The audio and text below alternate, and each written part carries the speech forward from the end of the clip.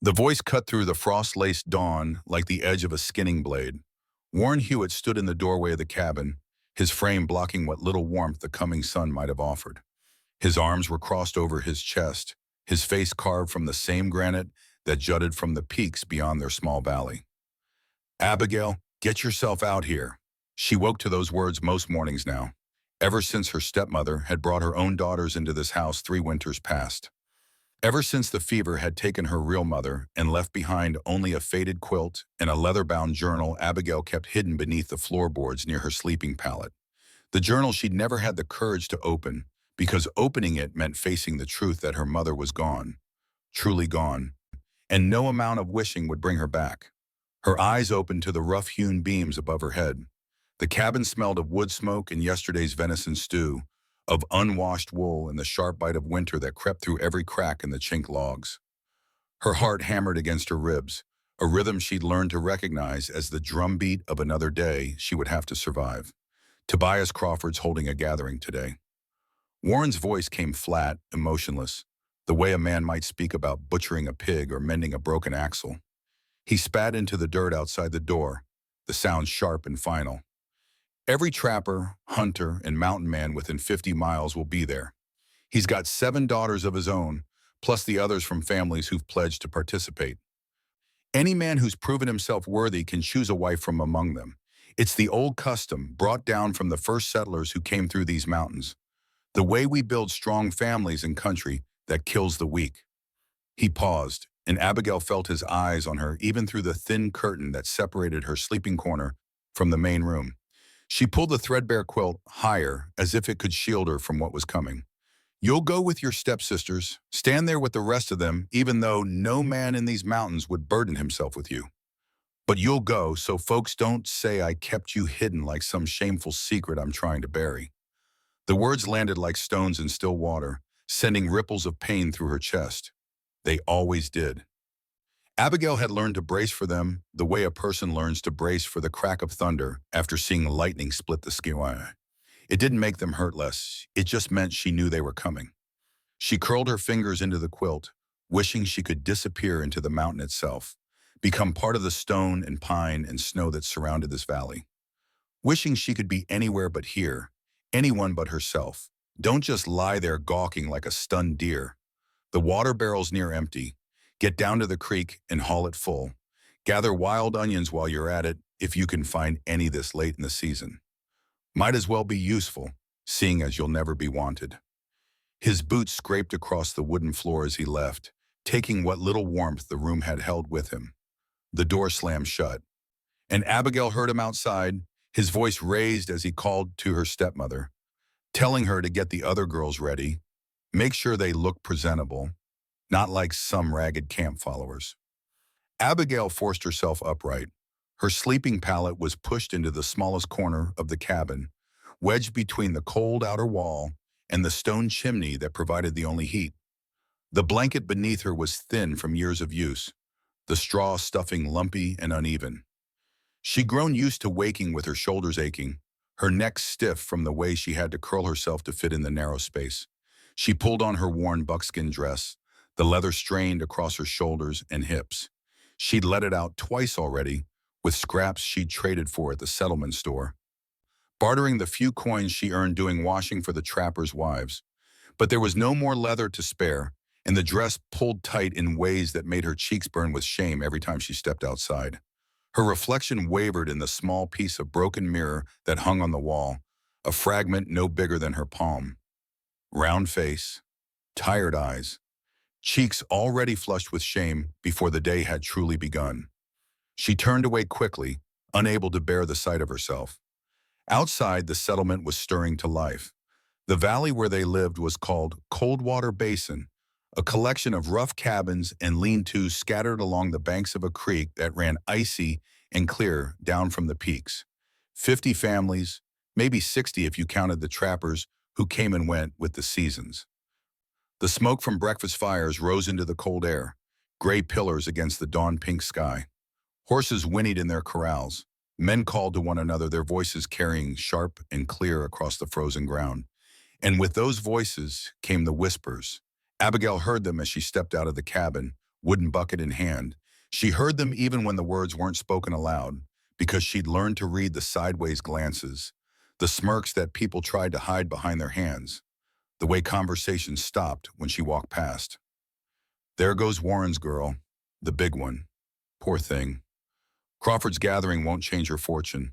No mountain man in his right mind would take that burden on. Not with 7 of Crawford's daughters and a dozen others standing right beside her. She kept her eyes fixed on the rocky path ahead. The bucket knocked against her leg with each step, the wood smooth from years of use. She walked faster, trying to outpace the words that clung to her like burrs in wool. If she could just reach the creek quickly, fill the bucket, and return before the whole settlement woke fully, before the gathering preparations began in earnest, and everyone would see her walking into Crawford's place with her stepsisters, each step a reminder of how she didn't belong. A small cry stopped her cold. She turned her head, careful not to meet anyone's eyes directly. Near the trading post, a little girl sat in the dirt, no more than 5 years old, clutching her arm. Her face was streaked with tears, small shoulders shaking. Trappers and their wives passed by without slowing. A few glanced down, shook their heads, kept walking. Nobody stopped.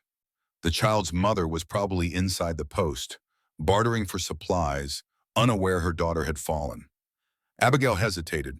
She knew what the whispers would say if she knelt there in the open, if she showed her soft heart again. Soft hearts had no place in this hard land, her father had told her more times than she could count. Soft hearts got you hurt, got you killed, got you nothing but mockery from folks who knew better. But her feet carried her forward anyway.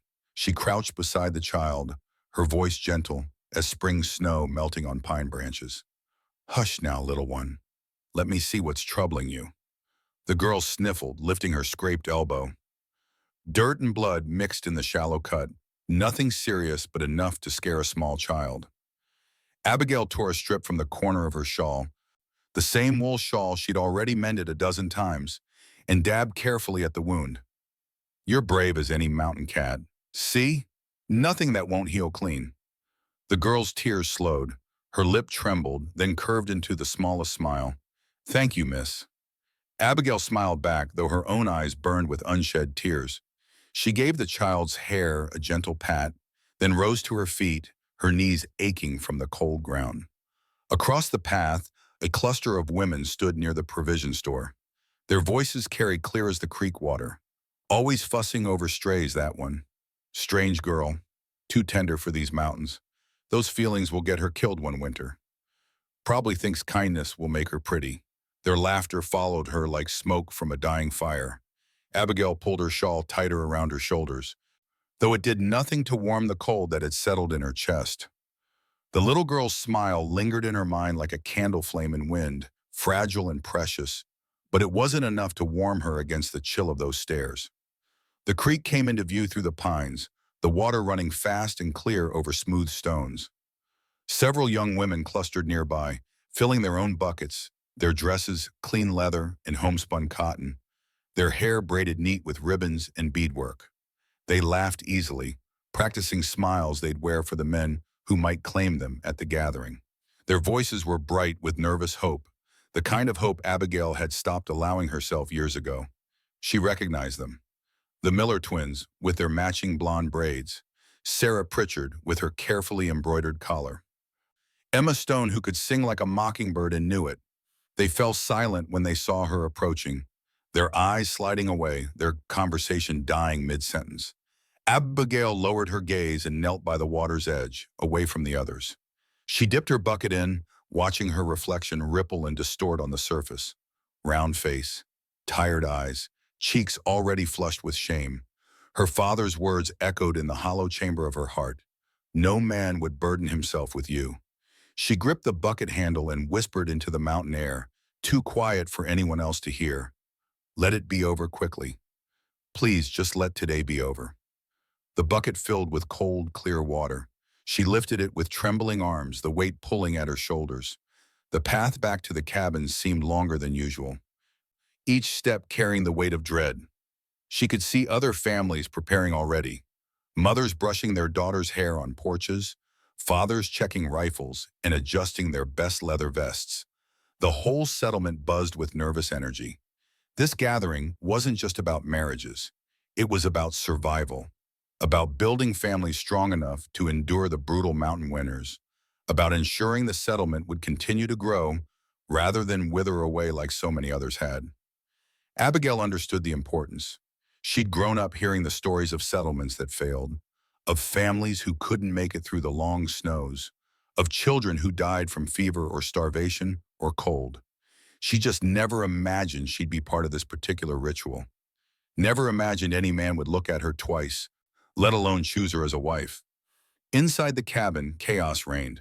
Her stepmother, Constance, barked orders at her three daughters, pulling out their best dresses, tying ribbons, smoothing wrinkles with frantic hands. The girls ranged in age from 16 to 22, Margaret, Catherine, and young Louisa with hair like corn silk.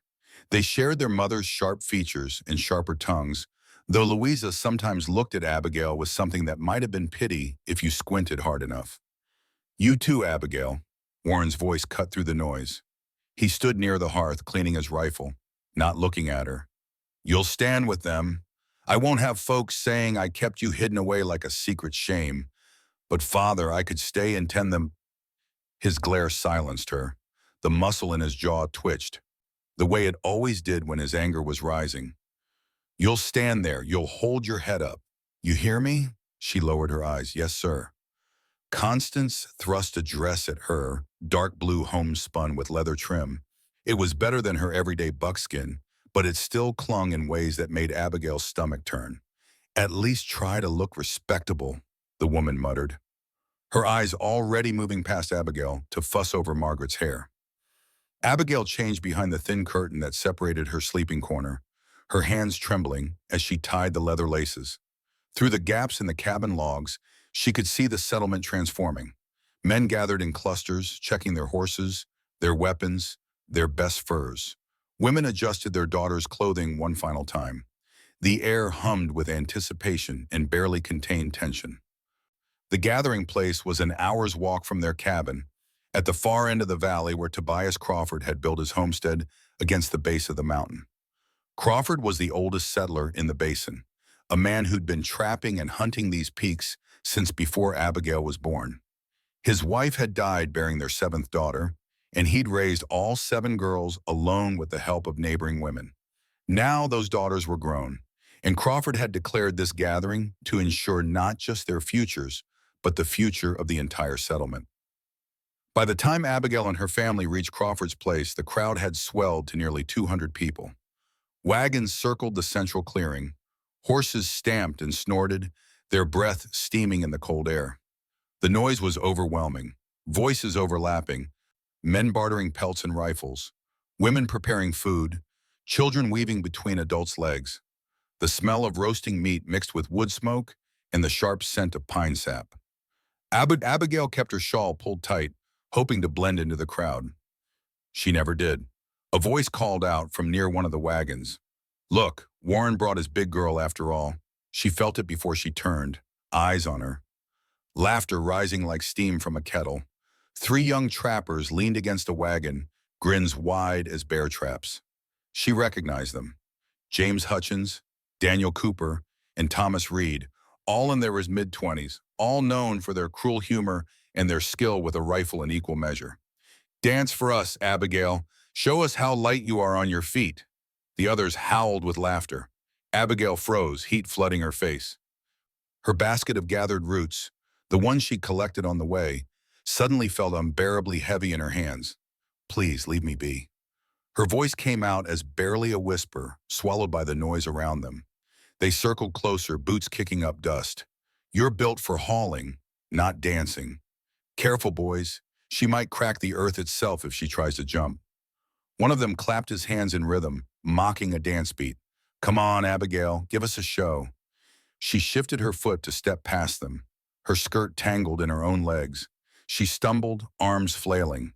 The basket tipped. Wild onions and roots scattered across the dirt like stones thrown into water. The crowd erupted. Men with rifles, women with baskets, even children pointing and giggling. The laughter swelled like a river in spring flood, drowning everything else. Abigail dropped to her knees, scrambling to gather the scattered food, her vision blurred. Her hand shook. Why was I born this way? The words slipped out before she could stop them, lost beneath the noise. Her throat burned. She wanted to disappear into the forest, to climb up into the high peaks where no one would ever see her again, where the cold would take her, and at least then she'd be free of this shame. She gathered the last onion, rose with her basket clutched to her chest, shawl pulled over her face to hide the tears that she couldn't stop anymore. Behind her, the trappers called out, "Dance again, Abigail? That was the finest jig we've seen all year." Their jeers chased her through the gathering. Each step grew heavier. Her heart pounded against her ribs like it was trying to escape. She slipped behind a supply wagon, away from the noise and eyes, and only then did the tears fall freely. She leaned against the rough wood, breath coming in shaky gasps, hugging her basket close as if it could shield her from the world. Alone and hidden, she whispered to the mountain wind, "Is there any place in this world for me?" No answer came, only distant laughter and the cry of a hawk circling high above the valley. She stayed there for long minutes, trying to compose herself, trying to find the strength to face what was coming. The gathering, the lineup, the rejection she knew would follow. Through a gap in the wagon boards, she could see families arriving. The Hales with their 3 daughters, the Sawyers with their twin girls known for their beautiful singing voices, the Parkers, the Mitchells, the Stones, all bringing their unmarried daughters, all dressed in their finest, all hopeful. And then there was Tobias Crawford's family. 7 daughters, each one different, each one valuable in her own way. That's what people said anyway. Abigail wasn't a Crawford daughter. She was here because Warren had remarried, because Constance was distant kin to the Crawfords, because it would look strange if the stepdaughter stood on that platform, and Warren's own flesh and blood didn't. So she would stand, and she would endure, because that's all she'd ever known how to do. The gathering bell rang out just past noon, its sharp clang echoing across the valley, bouncing off rock faces and pine stands. Abigail flinched at the sound. Tobias Crawford stepped onto the raised platform near his cabin, a rough structure of hewn logs that stood about 4 feet off the ground. The old trapper's voice boomed across the crowd like thunder before a storm. "By the custom of these mountains," he called, "I've gathered you here today. The old ways, the ways of our fathers and their fathers before them. We build strong families in hard country, and we do it through this gathering. I've got 7 daughters of my own, all of marriageable age. Plus there's a dozen more from families who've chosen to participate. Any man among you who's proven himself worthy, who can trap and hunt and survive these peaks through winter, may choose himself a bride this day." A hush fell over the crowd, then whispers spread like wildfire through dry grass. 7 Crawford daughters to choose from. Lord have mercy, which one would you take? Did you see the pretty one with the dark braids? That's Eleanor, the eldest. Women clutched their daughters closer, fathers straightened, assessing the men in the crowd with calculating eyes. Baskets were set down, rifles leaned against wagons, bread ovens left unattended. Inside Crawford's cabin, the chaos reached a fever pitch. Girls lined up near the door, waiting for their turn to step onto the platform. Mothers and aunts rushed about, pulling hair ribbons tighter, smoothing imaginary wrinkles, whispering last-minute instructions. "You too, Abigail." Warren's voice was sharp enough to cut. He stood near the cabin door, his face hard as the granite peaks. "You'll stand with them. I won't have folks saying I kept you hidden away." But Father, she couldn't finish, couldn't find the words to explain that standing there would only make it worse, would only give everyone another chance to laugh at her own. His glare was answer enough. Constance thrust the blue dress at her one more time, as if checking to make sure it was still presentable, then shook her head. "At least try to look respectable, girl, though I don't know why we're bothering." As Abigail smoothed the dress over her hips, her stepsisters filed past. Margaret first, tall and proud with her auburn hair braided in an intricate pattern. Then Catherine with her carefully embroidered collar. Finally Louisa, who paused for just a moment to give Abigail a small, almost kind smile before following her sisters outside. That small gesture made Abigail's throat ache. Kindness was so rare here, so unexpected, that even the smallest amount felt like water in a desert. The door opened. Mountain sunlight spilled over the threshold, bright and merciless. Each step down from the cabin felt heavier than the last. The gathering place ahead buzzed with anticipation. Horses stamping, men's voices raised in speculation and banter, the scrape of boots on rock, the rustle of fabric as women adjusted their shawls against the cold wind that had started blowing down from the peaks. Eyes followed Abigail as she walked slowly toward the platform, some pitying, some scornful, many laughing behind their hands. She's standing with them? Can you imagine? Look at her trying to hold her head up like she belongs there. Poor Warren. What did he do to deserve this? The walk felt endless, each step an eternity. She could feel the weight of judgment pressing down on her shoulders like a physical burden, like carrying water barrels uphill through snow. The gathering ground hummed with noise and tension. Dust rose under wagon wheels and boot heels. Fathers positioned their daughters with the careful attention of men arranging valuable goods for auction. Mountain men clustered in groups, eyeing the women the way they'd eye good horseflesh or prime beaver pelts. At the platform, 19 young women lined up in a row.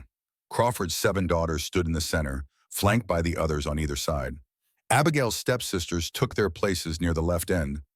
Abigail moved to stand at the very far edge of the line, as far from the center as possible. The crowd rippled with fresh whispers. There she goes, taking up space she's got no right to, standing proud like she's got a chance. She'll be left standing when it's done. Mark my words. Abigail kept her eyes fixed on the wooden planks beneath her feet, but she felt her father's glare from the crowd, pinning her in place, demanding she not run, not shame him further by showing weakness. So she stood, hands clasped in front of her, head bowed, and waited. Tobias Crawford climbed onto the platform, his boots loud on the wood. Several armed men stood behind him, his 2 eldest sons and a handful of respected hunters who would ensure order was kept and the custom was honored. Crawford's weathered face was stern as granite, his beard gray and untrimmed, his eyes sharp despite his 60-some years. By the custom of these mountains, he called out again, these women stand here today. Men of this territory will make their choices. No woman is excused. No man leaves here without the opportunity to choose a bride. This is how we build strong families in hard country. This is how we survive. The words crashed over the gathering like an avalanche. Fathers clutched daughters tighter. Girls whispered to each other, some smiling nervously, others pale with fear. Abigail's heart pounded so hard she thought it might burst through her ribs. The dress pulled at her shoulders. Sweat beaded on her forehead, despite the mountain chill. She'd already heard in her mind the laughter that would come. The trapper's mocking chant echoed. Dance, Abigail, dance. Beside her, young Louisa glanced over with another small smile, this one tinged with sadness, as if she knew what was coming and wished it could be different. The kindness made Abigail's throat ache even more. Crawford raised his weathered hand. Men of the territory, step forward. Make your choice known. The gathering roared to life. Boots scraped dirt. Men pushed forward, jostling for position. Girls straightened, trying to look their best. Abigail kept her head bowed. Dust swirled at her feet. Her heart begged for this moment to end, for the earth to open and swallow her whole. But there was no escape. The choosing had begun. Crawford's boots struck the platform hard as he scanned the crowd. His eyes landed on a figure at the back, taller than the rest, standing apart from the other men. Bring him forward. Heads turned as the crowd parted like water before the prow of a boat. A massive man emerged, broad-shouldered and weather-worn, dressed in worn buckskin and furs that had seen many seasons. He stood taller than any other man present, easily 6.5 feet, his shoulders so wide they seemed to block out the sun. His face was hidden partially by a thick beard, but his eyes were visible, pale gray. Like winter skype on instantly irritable, whispers rippled through the crowd. That's Silas Thorne, the mountain man, lives alone up in the high country, hasn't been down to the settlement in near 2 years. They say he went up there after his wife died. Tragic thing that was. She was so young. Abigail dared to lift her eyes slightly, just enough to see him. He moved through the crowd with the easy confidence of a man who feared nothing and needed no one. His buckskin clothing was well made but worn, patched in places but clean. A rifle was slung across his back, A knife hung at his belt. His hands were scarred and calloused from years of hard work. Crawford pointed at him. You've proven yourself in these mountains, Silas Thorne. Survived winters that killed lesser men. Lived through that avalanche 2 seasons back that took the Morrison cabin. You've earned the right to choose first. Pick yourself a wife. A ripple of excitement ran through the gathering. Mothers nudged their daughters forward. Fathers straightened with pride. Every girl on the platform held her breath, hope flickering in their eyes despite their fear. Even Abigail felt her heart skip, though she knew better than to hope for anything. The mountain man's jaw tightened. When he spoke, his voice came out rough from disuse, like rusty iron scraping against stone. I came to trade pelts, not take a wife. Crawford's weathered face hardened. His eyes narrowed. Every man here will choose. These mountains need strong families. The custom demands it. You'll do your duty. I owe no custom my heart. Gasps spread through the crowd like wind through aspens. Some men smirked, eager for confrontation. Others shifted uncomfortably. The tension in the air thickened like smoke from green wood. Crawford stepped closer, barely reaching the bigger man's shoulder. Don't mistake yourself for above this, son. Today, every able man chooses. That's the law of this gathering. That's the law of this settlement. If you want to trade here, if you want to winter here when the deep snows come and you can't make it back to your high cabin, you'll honor our ways. Silas Thorne's eyes swept over the trembling women on the platform, 19 pairs of eyes watching him with varying degrees of hope and fear. Then his gaze returned to Crawford. I will not. The refusal cracked like a gunshot. Uneasy murmurs rose from the crowd, building like water behind a dam. Men muttered to each other. Women whispered behind their hands. Children sensed the tension and fell silent. Crawford raised his hand for silence. The crowd obeyed, but barely, the whispers dying to a low hiss. Refuse me here, Crawford said, his voice carrying across the gathering. And you'll answer to more than whispers. You'll answer to every man who follows custom while you spit on it.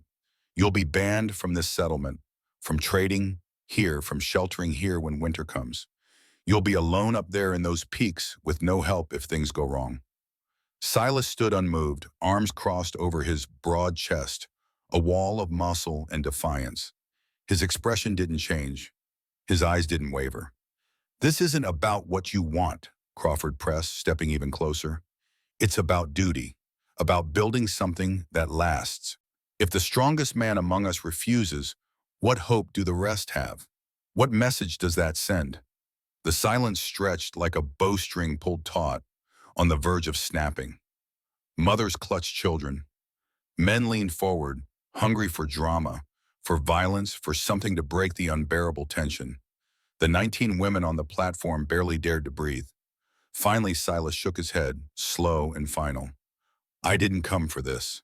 Crawford's eyes narrowed to slits. His voice dropped lower, more dangerous. You'll find, Silas Thorne, that no one leaves here without honoring our ways. Not even you. Even she stands here with courage. His weathered hands shot out, pointing directly at Abigail. Every head turned.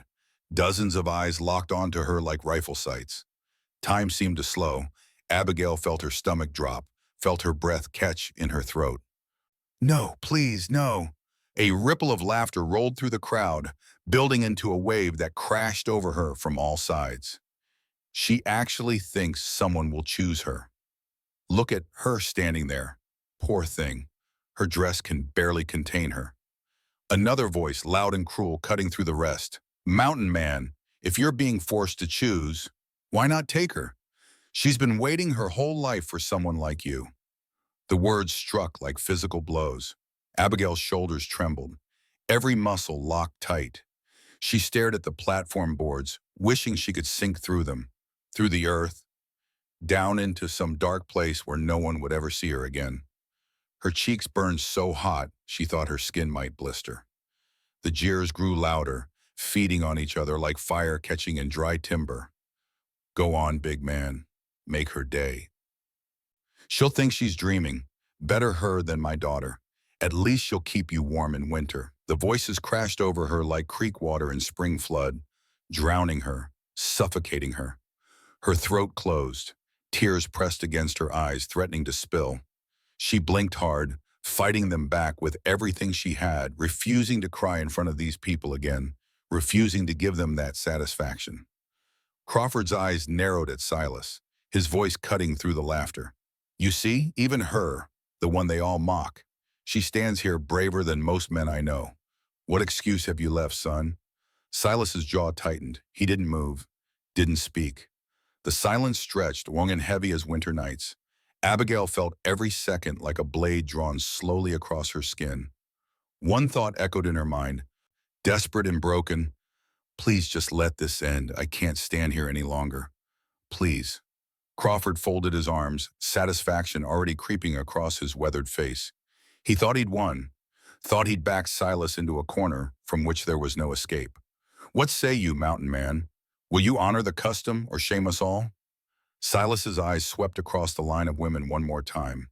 Margaret with her auburn hair, Catherine with her embroidered collar, Eleanor Crawford with her dark braids, Sarah Pritchard, Emma Stone, the Miller twins, all of them pretty in their ribbons and clean dresses, all of them hopeful, all of them everything Abigail was not. Then his gaze landed on her, on the girl at the end of the line, head bowed, shoulders shaking, tears she was desperately trying to hide. Abigail's stomach dropped. Her head bowed even lower, strands of dark hair falling across her face like a curtain. She braced herself for the final humiliation, for him to turn away, for Crawford to declare her unchosen, unwanted, exactly as everyone always said she'd be. She braced herself to walk back through that crowd alone while the other women were claimed one by one, to return to her father's cabin in shame, to spend the rest of her life as the girl no one wanted. All eyes were on Silas Thorne. The gathering held its breath. The mountain wind itself seemed to pause. Crawford waited, arms crossed, satisfaction already settling across his face. Finally, Silas lifted his chin. His voice came out steady and clear as a bell in thin mountain air, carrying across the gathering with an authority that silenced every whisper. Her. I choose her. The words cut through the gathering like an axe through pine. Silence descended, complete and total, as if every creature in the valley had stopped breathing. The wind itself seemed to hold still, waiting. Then the laughter erupted, louder than before, rolling across the crowd like an avalanche tearing down a mountainside. Men doubled over, slapping their knees. Women covered their mouths, but their eyes danced with cruel amusement. Even some of the other girls on the platform let out nervous giggles, quickly stifled, but there nonetheless. Did he say her? Out of 19 women, he picked that one. Man's addled from too many winters alone. Poor fool doesn't know what he's done to himself. He'll regret it by first snow. Mark my words. Abigail's heart stopped. The world tilted beneath her feet. Her breath caught somewhere in her throat. Unable to move up or down, her hands trembled at her sides, fingers curling into fists. She dared not look up. Couldn't. Not now. Not with every eye burning into her with mockery and disbelief. She was the center of attention for all the wrong reasons. The joke made flesh, the punchline to a cruel story she'd never asked to be part of. Crawford raised his bushy eyebrows, half amused, half satisfied that the standoff had ended regardless of how. So be it. The choice is made. Let it be witnessed by all gathered here. Silas Thorne has spoken his claim. He struck his boot against the wooden platform with a heavy stamp, sealing the decision like wax on a letter. The sound echoed across the valley, final and irrevocable. The laughter didn't stop. If anything, it grew louder. Men slapped each other's backs. Women shook their heads in disbelief. Children pointed and whispered, not understanding why but knowing something funny had happened because the adults were laughing. Abigail's father turned his back on the platform, covering his face with one weathered hand. That sight pierced deeper than every cruel word the crowd had hurled. She felt small, exposed, ashamed in ways she'd never imagined possible. 100 voices drowned out everything else, including the one small voice inside her that whispered, why me, Papa?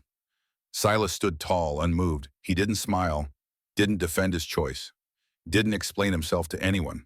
He simply stood by what he'd said, solid as the peaks themselves, waiting for Crawford to complete whatever ritual came next. The crowd kept cheering, waiting for him to crack, to laugh, to admit it was all a jest. But he didn't. And somehow that silence, that absolute refusal to engage with their mockery, unsettled them more than any words could have. Crawford motioned toward the rough-hewn chapel at the edge of the gathering, little more than a lean-to with a cross nailed above the entrance. It's done then. Let it be recorded. Silas Thorne has chosen Abigail Hewitt as his wife. By custom and law, they're bound. No one cheered, no one clapped. The only sound was cruel laughter that refused to die, echoing off the mountain walls, bouncing back from the pine forest, filling the valley with mockery. Abigail wiped at her tears, though it was useless. Her vision blurred. Her thoughts spiraled like autumn leaves in wind. What game is this? Why would he do this? To mock me further? To humiliate me before everyone and then cast me aside once we're alone? Crawford stepped down from the platform, gesturing for Silas and Abigail to follow. The ceremony would be brief, as was the mountain custom. A few words spoken, names recorded in the settlement ledger, and it would be finished. No celebration, no feast, just the cold legal binding, and then they would go their separate way. Or rather, she would go with him to whatever fate he'd chosen for her. Silas finally moved, taking one step toward the platform where Abigail stood frozen. The crowd parted for him, still laughing, still whispering. He reached the edge of the platform and extended his hand. Abigail stared at that hand. It was large, scarred from years of trapping and hunting, the knuckles rough and calloused. She couldn't bring herself to take it, couldn't bring herself to move at all. He didn't lower his hand, didn't speak. Just waited with the same patience he'd shown throughout this entire ordeal. Finally, her body moved of its own accord. Her hand lifted, trembling, and placed itself in his. His fingers closed around hers, warm despite the cold air, steady despite her shaking. He helped her down from the platform. His touch was gentle, careful, as if she might break. That small kindness made her throat ache even more. They walked together toward the chapel, the crowd following at a distance, still laughing, still speculating. Abigail kept her eyes on the ground, counting each step like prayers. 1, 2, 3, 4, each one taking her further from her old life and closer to whatever this new existence would be. Inside the chapel, a traveling preacher waited. He was a thin man with kind eyes who'd arrived in the valley 2 days prior, timing his visit to coincide with the gathering as he did every year. He looked between Silas and Abigail, his expression carefully neutral, though surprise flickered briefly across his face. Your names, Silas Thorne, Abigail Hewitt. The preacher opened his worn leather Bible, the pages yellowed and soft from years of use. He spoke the words quickly, perhaps sensing that neither of them wanted this moment to last longer than necessary. By the authority granted me and witnessed by this gathering, I bind you in marriage according to the laws of God and this territory. He produced a leather-bound ledger, the settlement's official record, and wrote their names with careful script. Silas signed with a firm hand. Abigail's signature came out shaky, the letters barely legible. It is done. 3 words. That's all it took to change everything. They emerged from the chapel into the afternoon sun. The crowd had grown, if anything. More people had arrived late to the gathering and were now being filled in on what they'd missed.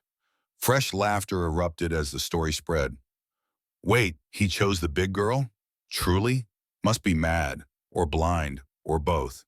Give him a week and he'll come crawling back, begging Crawford to annul it. Silas ignored them all. He walked toward the edge of the gathering where a large gray horse stood tied to a pine tree. The animal was massive, built for carrying heavy loads through deep snow. Its saddle was well-worn but well-maintained. He untied the horse and turned to Abigail. Can you ride? Her voice came out barely above a whisper. No, his response was a simple nod, as if he'd expected as much. He swung himself into the saddle with easy grace, then extended his hand again. Abigail stared at it, at him, at the horse that seemed impossibly tall. I've got you. Those 3 words, spoken quietly enough that only she could hear, held more reassurance than any lengthy speech could have. She placed her hand in his again and let him pull her up. She landed awkwardly behind him, her arms instinctively wrapping around his waist to keep from falling. She could feel the solid muscle beneath his buckskin shirt, could feel the steady rhythm of his breathing. Hold tight. The horse moved forward at a walk, carrying them away from the gathering. Behind them, the laughter continued. Fresh jeers followed them down the trail. Look at her clinging to him like a burr. She'll pull him right off that horse if she's not careful. Better you than me, Thorn. Abigail closed her eyes, pressing her forehead against Silas's back, trying to shut out the voices. Her whole body trembled with humiliation and confusion and fear. She wanted to ask him why, wanted to demand an explanation, wanted to scream or cry or do anything other than just accept this bizarre turn her life had taken, but fear held her tongue captive. What could she possibly say? What words could make sense of this? The trail climbed steeply into the mountains, following the creek upstream. The voices faded behind them, swallowed by distance and the sound of rushing water. Pine trees closed in on either side, their branches heavy with the promise of coming snow. The air grew thinner, colder, cleaner with each passing minute. They rode in silence for over an hour. The horse picked its way carefully over rocks and roots, never stumbling, responding to the slightest pressure from Silas's knees. Abigail had never been this far from the settlement. Her father's cabin sat at the lower end of the valley, and she'd rarely ventured beyond the creek in the trading post. This was wild country, the kind of wilderness that swallowed people whole if they weren't careful.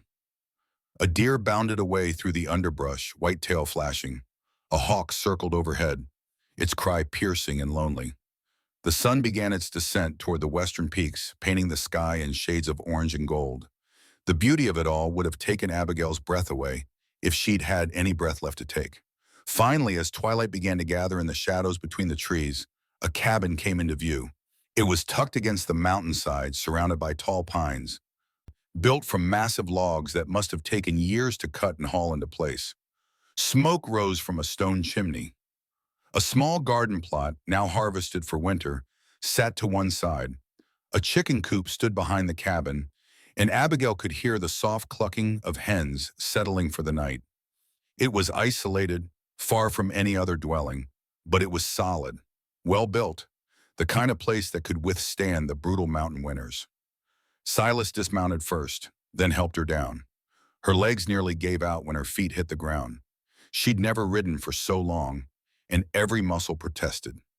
He steadied her with a hand on her elbow until she found her balance. He led the horse to a small stable beside the cabin, removed the saddle, and brushed the animal down with practiced efficiency. Abigail stood uncertainly near the cabin door, clutching her shawl around her shoulders, unsure what she was supposed to do. When he finished with the horse, Silas walked past her and opened the cabin door. The interior was dim, but he lit a lamp with a flint strike, and warm light spilled across the space. The cabin was simple but well-maintained. Sturdy log walls chinked with moss and clay. Pelts hanging from the rafters. Fox, beaver, elk, wolf.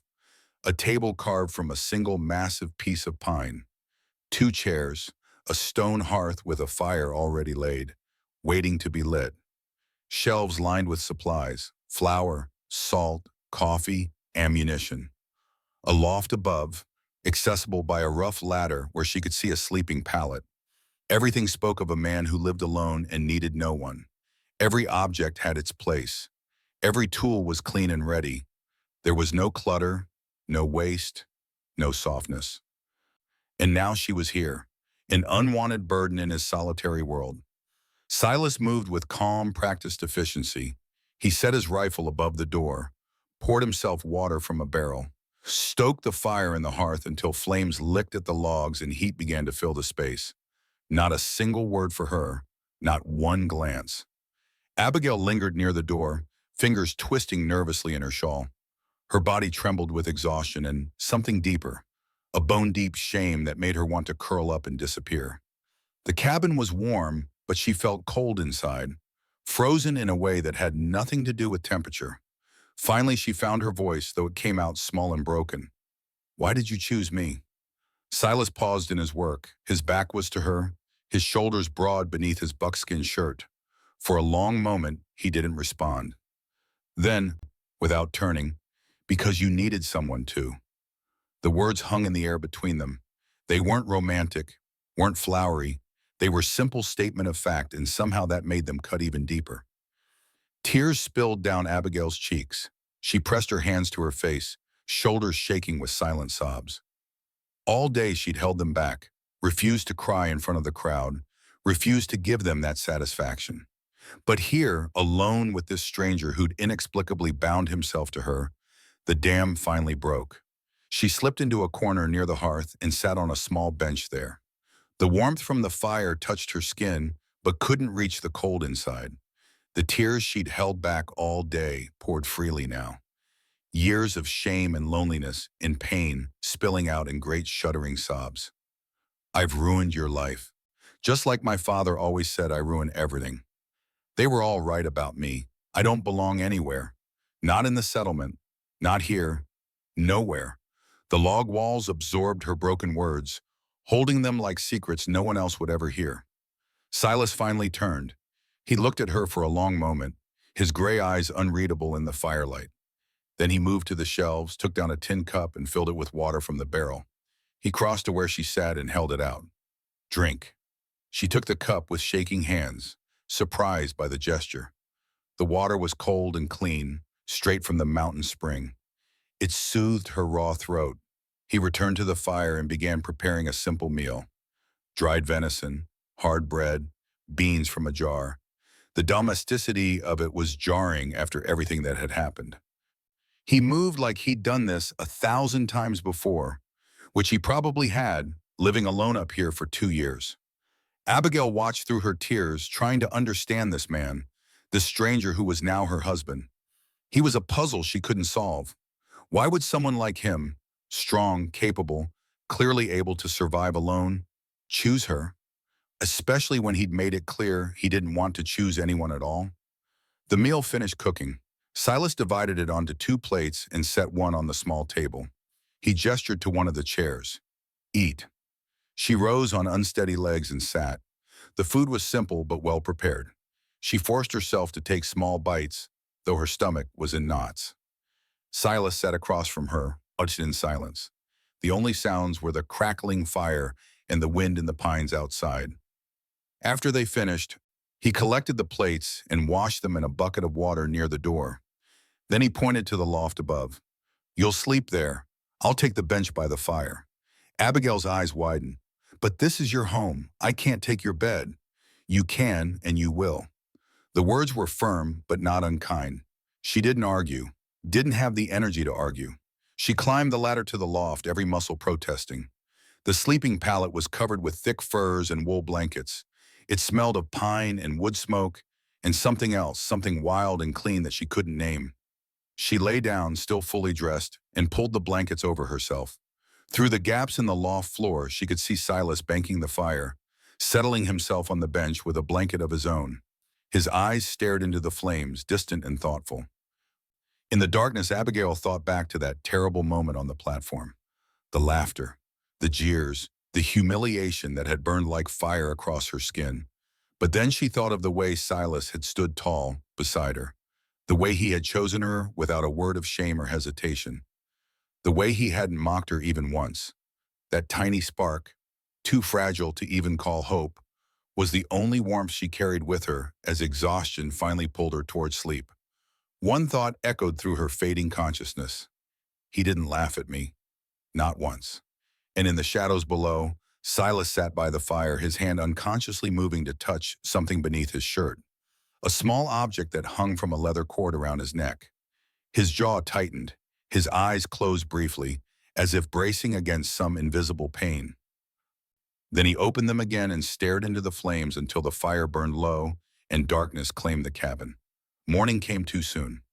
Abigail woke to pale light filtering through the gaps in the log walls. For a moment, she couldn't remember where she was. Then it all came rushing back. The gathering, the choosing, the ride up the mountain, this cabin. She was married to a stranger, living in the wilderness miles from anyone she knew. The reality of it pressed down on her chest like a stone. She climbed down from the loft as quietly as she could. Silas was already awake, already dressed, already moving about the cabin with purposeful efficiency. He'd rekindled the fire and set coffee to boil in a battered pot. The smell filled the small space, rich and bitter. He glanced at her briefly. Morning. She managed a small nod. Unable to form words yet, her throat was raw from crying, her eyes swollen. She must look terrible, but Silas didn't seem to notice or care. He poured coffee into 2 cups and handed her one. She wrapped her hands around it, grateful for the warmth. The coffee was strong enough to strip bark from a tree, but it cleared the fog from her mind. There's work to be done. I'll show you where things are. He led her outside into the crisp morning air. The sun was just beginning to touch the highest peaks, painting them gold and pink. The view took her breath away. She'd never seen the mountains from this height, never realized how vast and beautiful they were. Silas pointed to a spring that bubbled up from the rocks about 50 yards from the cabin. That's where you'll get water. The bucket's by the door. Never let the barrel run dry. You'll need it for drinking, cooking, washing. He showed her the chicken coop, opened it to reveal half a dozen hens roosting inside. They'll need grain morning and evening. Scatter it like this, he demonstrated, his movements practiced and efficient. The hens came running, clucking and pecking at the ground. Gather eggs every day. If you leave them, the chickens will start eating them. Abigail watched, trying to absorb everything. She'd done some of these tasks at her father's cabin, but not all of them. Constance had usually handled the chickens, considering it beneath her to let her stepdaughter near anything that might give her a sense of usefulness. Silas showed her the root cellar dug into the hillside behind the cabin, where vegetables and preserves were stored for winter. The small smokehouse where meat hung curing. The wood pile that needed to be kept stocked. The trap lines he checked every few days. It was overwhelming. So much to remember. So much that could go wrong if she made a mistake. At first, she stumbled through everything, spilled half the grain on the ground, tripped over her own feet carrying the water bucket, nearly dropped the eggs when a hen startled her by pecking at her hand. She expected frustration from him, expected the kind of sharp words and disappointed sighs she'd grown up with, expected him to realize what a mistake he'd made, choosing someone as clumsy and useless as her. Instead, he picked up her dropped bucket and without a word and handed it back. Try again. Slower this time. No anger in his voice, no scorn, just patience. That patience undid her more than any harsh word could have. She'd spent her whole life being told she was worthless, that she couldn't do anything right, that she was nothing but a burden. And here was this man, this stranger, treating her failures as if they were simply learning opportunities rather than fundamental flaws. Day by day, she learned. She swept the cabin floor with a broom made of bundled twigs. She mended a torn leather strap on his snowshoes with trembling fingers, the stitches uneven but holding. She even tried her hand at baking cornbread over the fire, though the first attempt came out hard as creek stones. Silas took a piece anyway, bit into it with a slight grimace, then the faintest hint of a smile tugged at his weathered lips. Not bad. Her chest ached at those 2 simple words. For the first time in her life, someone was allowing her to fail without shame, without mockery, without making her feel worthless. Evenings brought a different kind of quiet. After the work was done and they'd eaten their simple meal, Silas would sit by the fire while Abigail cleaned up. Sometimes he'd work on equipment, sharpening knives, oiling rifle parts, mending leather. Sometimes he'd just stare into the flames, his expression distant and unreadable. One evening, about a week after she'd arrived, Abigail caught a glimpse of something silver in his hands. She tried not to stare, but curiosity got the better of her. It was a small pendant on a leather cord, oval-shaped, the kind that might hold a miniature portrait inside. Silas noticed her looking. His jaw tightened. He closed the pendant quickly and tucked it back inside his shirt, against his chest where it hung hidden. She wanted to ask about it, wanted to know whose image was inside, but the look on his face stopped her. It was grief, raw and deep, carefully hidden but there nonetheless. He carried pain, just like she did. He knew what it was to be alone, to lose someone. Her heart softened. She turned back to washing the dishes, giving him privacy for whatever memories haunted him. The silence between them began to feel less awkward as the days passed. It wasn't filled with tension or discomfort anymore. It was simply the quiet of 2 people learning to exist in the same space, learning each other's rhythms and habits. Abigail learned that Silas rose before dawn every day, that he always checked his rifle before leaving the cabin, that he took his coffee, black and strong enough to wake the dead. She learned that he was meticulous about maintaining his equipment, that he never wasted anything, that he moved through the wilderness with the confidence of someone who'd been born to it. She learned, too, that he was kind in small ways. He left extra blankets on her pallet when the nights grew colder. He brought back fresh meat from his hunts and showed her how to prepare it properly. He never commented on her mistakes, only showed her the correct way to do things and let her try again. 2 weeks after the gathering, Silas asked if she wanted to ride with him to check his trap lines. The question caught her off guard. She'd been so focused on learning the tasks around the cabin that she hadn't thought about venturing further into the wilderness. "I've never really ridden a horse." "Not properly." He studied her for a moment, his gray eyes thoughtful. "Then today you learn." Fear twisted her stomach into knots. The memory of falling at the gathering, of the laughter that had followed, was still fresh and painful. But something in his tone, calm and certain, made her step forward instead of backing away. He brought the gray horse out of the stable and saddled it with practiced efficiency. Then he turned to her and waited. Abigail approached the massive animal hesitantly. It seemed impossibly tall, impossibly intimidating. The horse turned its head to look at her with one large brown eye, and she froze. "Her name's Storm. She won't hurt you." Silas lifted Abigail into the saddle as though she weighed nothing at all. The horse shifted beneath her, and she clutched the leather reins with white-knuckled terror. "Easy." His hand was steady at her back, warm and reassuring through the fabric of her dress. "I've got you." Those words again, the same words he'd spoken at the gathering. And just like then, they held more comfort than any lengthy reassurance could have offered. He swung up behind her, his arms reaching around to take the reins. She was acutely aware of his presence, the solid strength of his chest against her back, the warmth of his body cutting through the cold mountain air. The horse moved forward at a walk, following a narrow trail that wound up through the pines. Abigail's muscles were rigid with fear at first, but gradually she began to relax. Silas's presence behind her was steady, anchoring, and the horse moved with surprising gentleness despite its size. They rode for an hour, climbing higher into the mountains than Abigail had ever been. The trail opened up at one point, revealing a vista that stole her breath. The valley spread out below them, the settlement visible as tiny clusters of cabins near the creek. Beyond that, range after range of mountains stretched to the horizon, their peaks white with early snow. "It's beautiful." The words slipped out before she could stop them. Silas made a sound that might have been agreement. They continued on to his trap lines, a series of carefully placed snares and deadfalls set up to catch beaver and fox.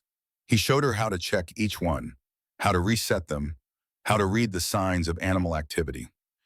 His voice was patient as he explained, and Abigail found herself actually understanding, actually able to help in small ways. On the ride back, the sun was beginning to set, painting the sky in shades of orange and purple. The horse broke into a gentle trot, and Abigail felt a laugh bubble up in her chest before she could stop it. The sound startled even her. She couldn't remember the last time she'd laughed, really laughed, with warmth rather than bitterness. But here, on this horse, with the mountains spread out around her and the cold wind in her face, she didn't feel clumsy. She didn't feel worthless. She felt alive. She felt capable. She felt like maybe, just maybe, there was a place in this world for her after all. Behind her, Silas's arms tightened slightly around her waist, not constraining, just steadying. And though he didn't speak, Abigail thought she felt him relax slightly, some of the tension leaving his shoulders. That night, after they'd eaten and she'd cleaned up, Abigail worked up the courage to speak. She'd been thinking about it all evening, trying to find the right words. "Thank you for teaching me, for being patient with me." Silas looked up from the knife he was sharpening.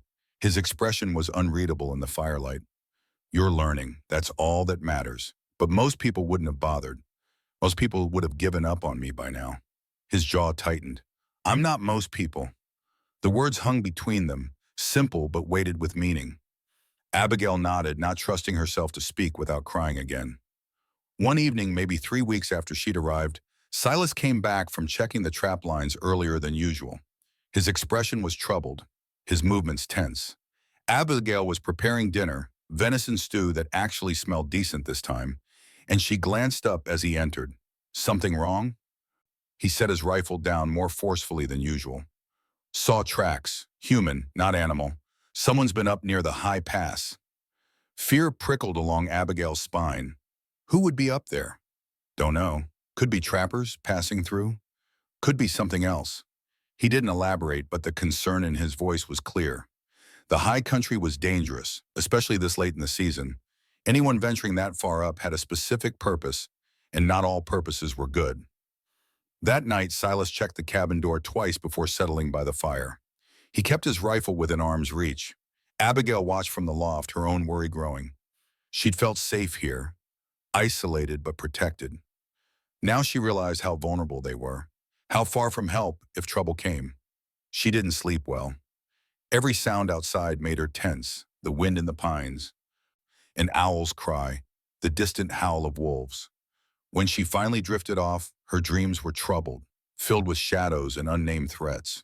Morning brought no answers, only more questions.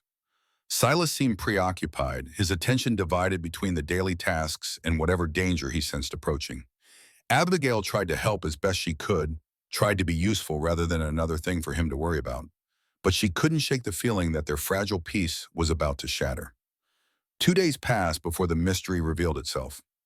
Abigail was gathering eggs from the coop when she heard voices carrying up from the lower trail. Her heart jumped into her throat. Visitors were rare this far up the mountain, and after Silas's warning about the tracks, any stranger felt like a threat. She hurried back to the cabin. Silas was already at the door, rifle in hand, his posture alert but not aggressive. 3 men emerged from the tree line, leading pack horses laden with furs and supplies. Trappers by the look of them, though cleaner and better equipped than most who passed through these mountains. The man in front raised his hand in greeting. His smile was wan, friendly, but something about it made Abigail's skin crawl. Silas Thorne, heard you were still up here. Marcus Webb. Silas's voice was flat, giving nothing away. The 2 men clearly knew each other, but there was no warmth in the recognition. Webb's eyes shifted to Abigail, and his smile widened. And this must be the bride. The whole settlement's been talking about your choice at Crawford's gathering. Quite the surprise that was. Heat flooded Abigail's face. She stepped closer to the cabin, wishing she could disappear inside, but Silas's slight gesture kept her where she was. His message was clear. Don't show weakness. Don't hide. We're passing through. Just wanted to pay respects. See how you're managing up here now that you've got company. Webb's tone was light, conversational, but his eyes were calculating.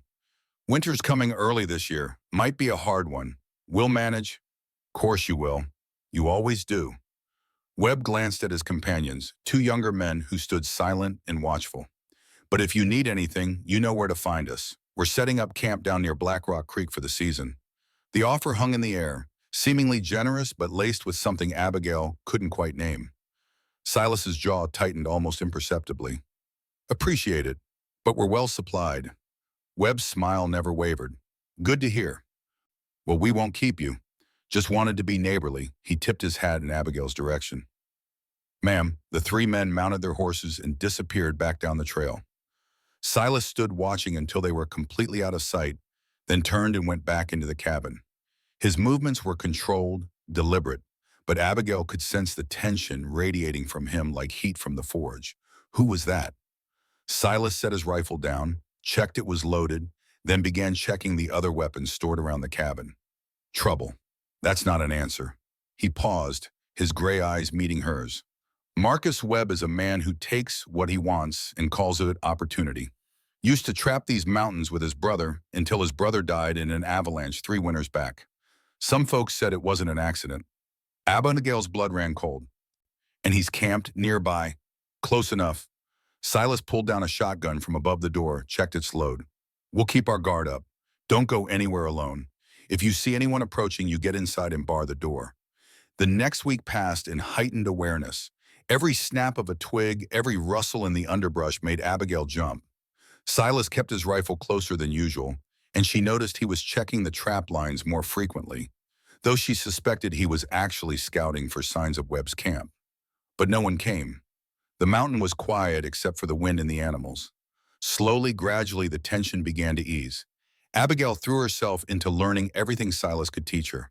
It was partly to be useful, to prove she wasn't just a burden, but also to distract herself from worrying about threats, both known and unknown.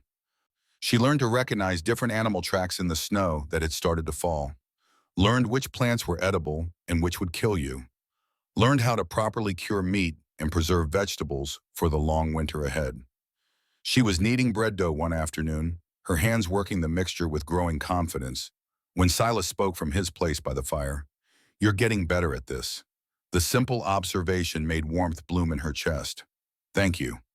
He was working on a piece of leather, cutting it into strips for snowshoe bindings. His hands moved with practiced precision, each cut clean and exact. "Your mother teach you to cook?" Abigail's hands stilled in the dough. "My real mother died when I was 12. Fever took her one winter. My stepmother never bothered teaching me much of anything. Said I'd just waste the effort since no man would ever want me anyway." The words came out more bitter than she'd intended. She'd never spoken about Constance to anyone, never admitted how deeply those years of casual cruelty had cut. Silas's knife paused mid-cut. She was wrong. Abigail looked up, surprised. He wasn't looking at her, his attention seemingly focused on the leather, but she could see the tension in his shoulders. "My mother used to say that the measure of a person isn't in how they look or how graceful they move. It's in how they face hardship, how they treat others when there's nothing to gain from kindness." He'd never mentioned his mother before. Abigail held her breath, afraid that if she spoke, he'd stop. "You helped that little girl at the gathering, the one who'd fallen." "I saw you." Abigail's hands resumed kneading, slower now. "Everyone saw me. That's why they laughed. I saw kindness, saw someone who put another person's pain before her own fear of mockery sorrow. That's rare. Rarer than beauty or grace or any of the things people prize at gatherings." The words settled over her like a warm blanket. She didn't know what to say, how to respond to this unexpected glimpse into how he saw her. So she focused on the dough, shaping it into loaves, and let the silence stretch between them.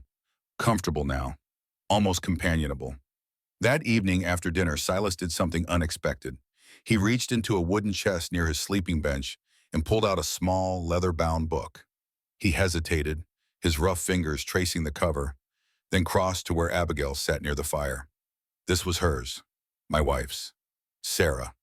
He said the name carefully, as if testing its weight after years of silence. Abigail took the book with gentle hands. It was a journal, the pages filled with neat handwriting. Some entries were accompanied by small sketches, flowers, birds, the mountain peaks. She loved to draw, loved to write about the small things she noticed each day. The way light fell through the pines, the sound of the creek in spring, things I never paid enough attention to until she was gone. Abigail looked up at him. "How long ago?" 2 years, almost 3 now. What happened?" His jaw tightened. The muscles in his neck stood out like cords. "She was young, 23. We'd been married less than a year. There was a gathering, much like the one where I chose you. Her father was trying to arrange marriages for her younger sisters. Sarah went to help, to support them." He paused, his eyes distant, seeing something Abigail couldn't. She was always soft-hearted, always putting others first. There were some women there who'd been cruel to her when we married, jealous that she'd been chosen by a man who could provide well. They started in on her at the gathering. Said terrible things. She tried to ignore it, tried to be strong, but it wore on her. Abigail's heart clenched. She knew that kind of cruelty intimately. We rode home that night and she seemed quiet, but I thought she was just tired. I woke the next morning and she was gone. Found her down by the creek. She'd walked into the water during the night. The cold took her before I even knew she was missing. The words hung in the air like ice crystals, beautiful and devastating. Abigail felt tears burning behind her eyes, but she blinked them back. "I'm so sorry." Silas took the journal back, held it against his chest. I blamed myself. Should have seen how much pain she was in. Should have protected her better. I came up here to the high country and told myself I'd never go back down. Never participate in their customs again. Never give them the chance to hurt someone I cared about. Then why did you? Why did you choose me? He looked at her then, really looked at her, and she saw the answer in his eyes before he spoke. Because I saw her in you. Saw someone being torn down by people who should have known better. Saw that same soft heart trying to survive in a hard world. And I couldn't watch it happen again. Couldn't stand by and let them destroy you the way they destroyed her. Abigail's breath caught. You chose me to save me. I chose you because you deserve better than what they were giving you. And because maybe, in saving you, I could make some kind of peace with failing to save her. The honesty in his words was almost painful. This wasn't a romantic declaration. It was something deeper, more complicated. Grief and guilt and determination all tangled together. He'd chosen her not out of love, but out of a desperate need to rewrite a tragedy he'd been unable to prevent. Part of her wanted to be angry about that, wanted to feel used, manipulated, chosen for the wrong reasons. But looking at the pain in his eyes, the way his hands trembled slightly as he held his dead wife's journal, she couldn't find anger, only understanding. I'm not her. The words came out gentle but firm. Silas nodded. I know. You're stronger than she was. Stronger than you know. That night, lying in the loft, Abigail thought about Sarah. About a young woman who'd been crushed by cruelty, who'd seen no way out except the cold embrace of the creek. She thought about how easily that could have been her own story, if circumstances had been different, if the mockery had gone on long enough to break something inside her that couldn't be repaired. But Silas had stopped that story from being written. He'd chosen her, and in choosing her, he'd given her a chance at a different ending. She fell asleep with tears on her cheeks, but they weren't tears of sadness. They were tears of something she was only beginning to understand. Gratitude mixed with a fierce determination not to waste the second chance she'd been given. The first real snow came a week later. Abigail woke to find the world transformed, everything white and pristine and impossibly quiet. Silas was already outside, clearing a path from the cabin to the stable. She watched him through the window, his breath steaming in the frigid air, his movements efficient despite the cold. She dressed quickly and went to help. The snow came up past her ankles, soaking through her worn boots within minutes. The cold bit at her fingers even through her mittens, but she grabbed a shovel and began clearing the path to the chicken coop. They worked side by side in silence, the only sounds the scrape of shovels and the soft whisper of falling snow. When the paths were clear, Silas showed her how to check the cabin for drafts, how to bank the fire properly for maximum heat with minimum wood consumption. Winter had arrived, and survival now depended on preparation and careful resource management. That afternoon, Silas announced they needed to go down to the settlement for supplies before the heavy snows made the trail impassable. Abigail's stomach dropped. Do I have to go? Yes. The word was firm. She wanted to argue, wanted to beg him to let her stay here where it was safe, where no one could mock her. But she could see in his expression that this wasn't negotiable. They set out the next morning, the world still white and beautiful around them. Storm carried them both down the mountain trail, picking her way carefully through the snow. Abigail's heart grew heavier with each step that brought them closer to the settlement. The settlement square was bustling when they arrived, despite the cold. Traders calling out prices, trappers haggling over pelts, women gossiping near the provision store. And when Silas and Abigail rode in together, heads turned just like before, but this time the whispers were different. Speculation rather than mockery, surprise rather than laughter. They're still together, thought for sure he'd have sent her back by now. Must be some kind of arrangement. He needs help with winter chores, maybe. Silas dismounted first, then helped Abigail down. His hand lingered on her waist for just a moment, steadying her, and that small gesture didn't go unnoticed by the watching crowd. They walked together toward the provision store, and Abigail felt every eye on them. Her steps faltered. Old, familiar shame rushed back like floodwater, threatening to drown her. All the peace she'd found in the mountains seemed to evaporate in the cruel air of the settlement. Beside her, Silas didn't slow. His jaw remained steady. His pace didn't change. Then his hand brushed against hers, barely a touch, just his rough fingers grazing her knuckles. But it felt like an anchor in a storm. They reached the provision store and Silas began selecting supplies: flour, salt, coffee, ammunition, lamp oil. The storekeeper, a wiry man named Dalton, who'd been running this place for 15 years, rang up each item with careful attention to his ledger. That's a fair amount of supplies, Thorne. Planning to make it through winter without coming back down? That's the idea. Dalton's eyes flicked to Abigail. She helping you haul all this? She does more than haul. The words were simple, but there was steel underneath them. Dalton nodded and went back to tallying the supplies, wisely choosing not to comment further. Outside the store, they nearly ran into a cluster of women Abigail recognized from the gathering. Margaret and Catherine, her stepsisters, along with two of the Crawford daughters. They stopped short, surprise flickering across their faces. Abigail, Catherine's voice held something that might have been genuine surprise. You're still here. Where else would I be? The response came out before Abigail could think better of it. Catherine blinked, taken aback. Margaret recovered first, her expression settling into something carefully neutral. We heard you'd gone up to Thorne's cabin. Thought maybe you'd come back down by now. This is my home now. The words felt strange in her mouth, but also right somehow.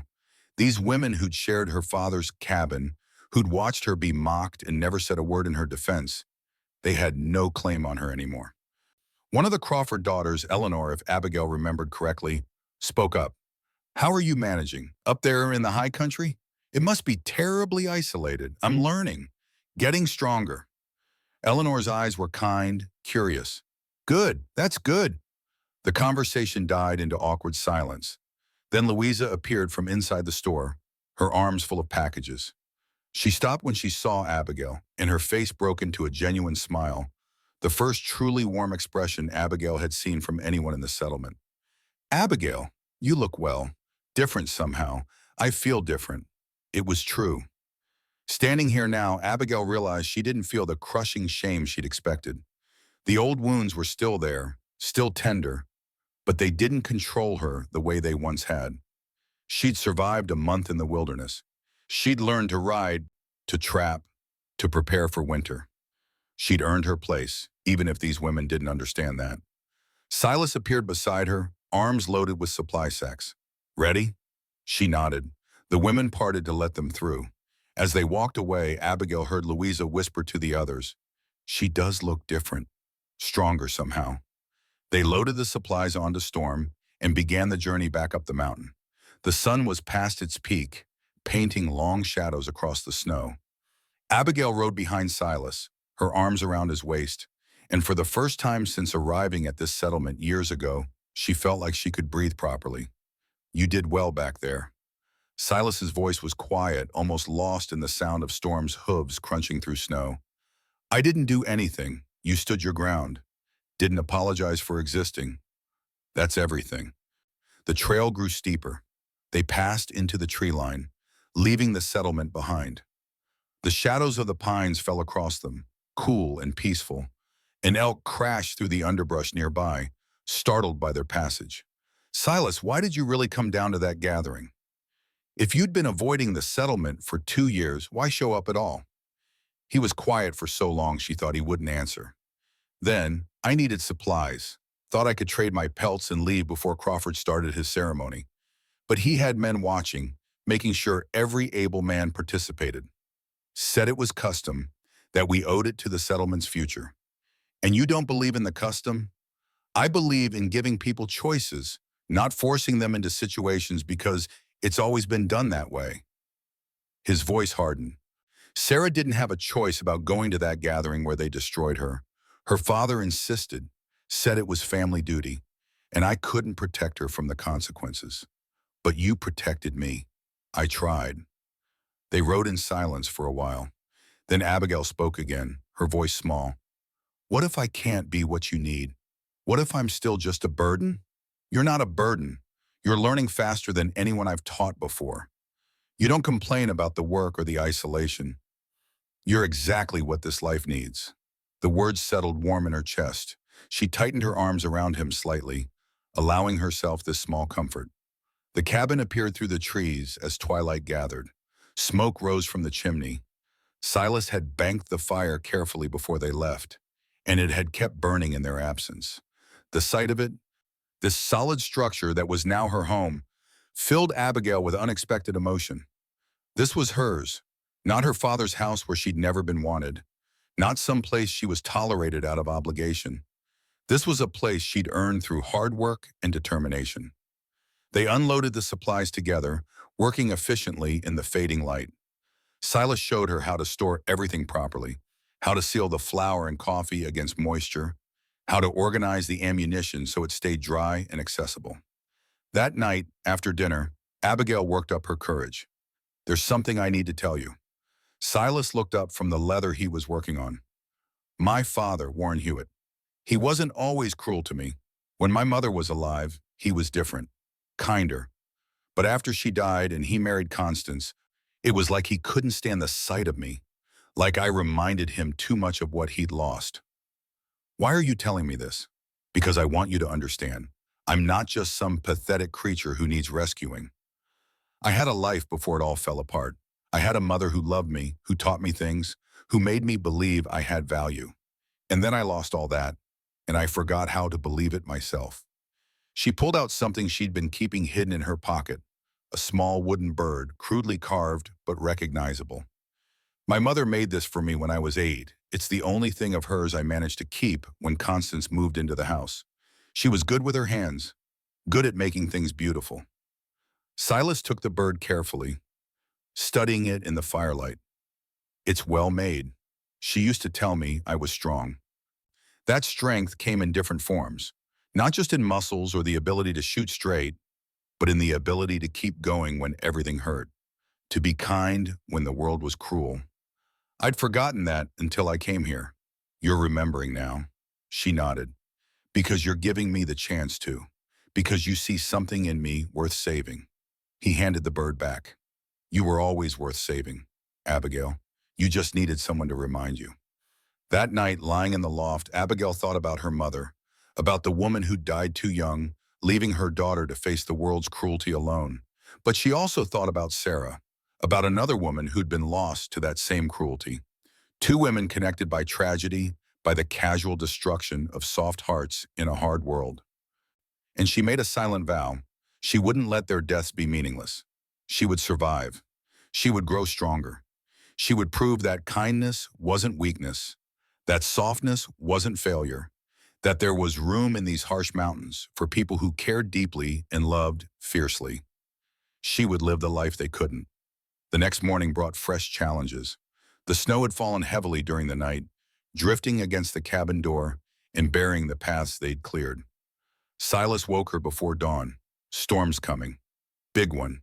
We need to make sure everything's secured." They worked frantically through the early morning, bringing in extra firewood, checking that the stable was weatherproof, making sure the chickens had enough food and water to last several days, securing the shutters over the windows. Every task was critical because once the storm hit, they'd be trapped inside until it passed. By midday, the wind had picked up, howling through the pines like a living thing. Snow fell so thick Abigail could barely see 10 feet in front of her. They finished the last preparations and retreated inside just as the storm's full fury descended. The cabin shook under the assault of wind. Snow piled against the walls, drifting up past the windows. The temperature inside dropped despite the roaring fire. Silas hung extra blankets over the door and windows, creating barriers against the cold. Abigail heated stones in the fire, then wrapped them in cloth to place at the foot of the sleeping pallet for warmth. They were trapped together in this small space, cut off from the outside world completely. For 3 days, the storm raged without pause. They slept in shifts, one of them always awake to tend the fire. They rationed food carefully, not knowing how long they'd be stuck. They barely spoke, conserving energy, existing in a strange twilight state between waking and sleeping. On the 4th day, the wind finally died. The silence that followed was almost shocking after days of relentless noise. Silas opened the door to find snow drifted nearly to the roof. They were completely buried. It took hours to dig their way out. They worked together, passing shovels, spelling each other when arms grew tired. Finally, they broke through into brilliant sunshine. The world was transformed, every tree weighted with snow, every surface gleaming white, the air so cold it burned to breathe. The stable had held. The chickens had survived. The cabin had weathered the storm without damage. They'd made it through their first real test of winter. That evening, exhausted but victorious, they sat by the fire sharing a meal of hot stew. Abigail felt something shift between them. They'd survived this together, relied on each other, worked as partners rather than master and burden. She'd proven she could handle hardship without breaking. Silas must have felt it too because, for the first time since she'd arrived, he smiled at her. Not the faint ghost of a smile she'd seen before, but a real one that reached his eyes and softened his weathered face. You did good. Real good. The praise warmed her more than the fire ever could. Winter deepened its grip on the mountains. The days grew shorter, the nights colder. Snow fell almost daily, sometimes gentle flurries that dusted the pines. Other times blizzards that trapped them inside for days. Abigail learned to read the sky, to recognize the signs of coming weather.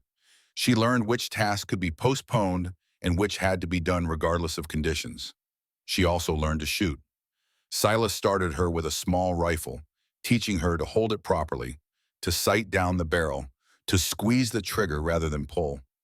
Her first attempts were disasters. The recoil knocked her backward. Her shots went wide.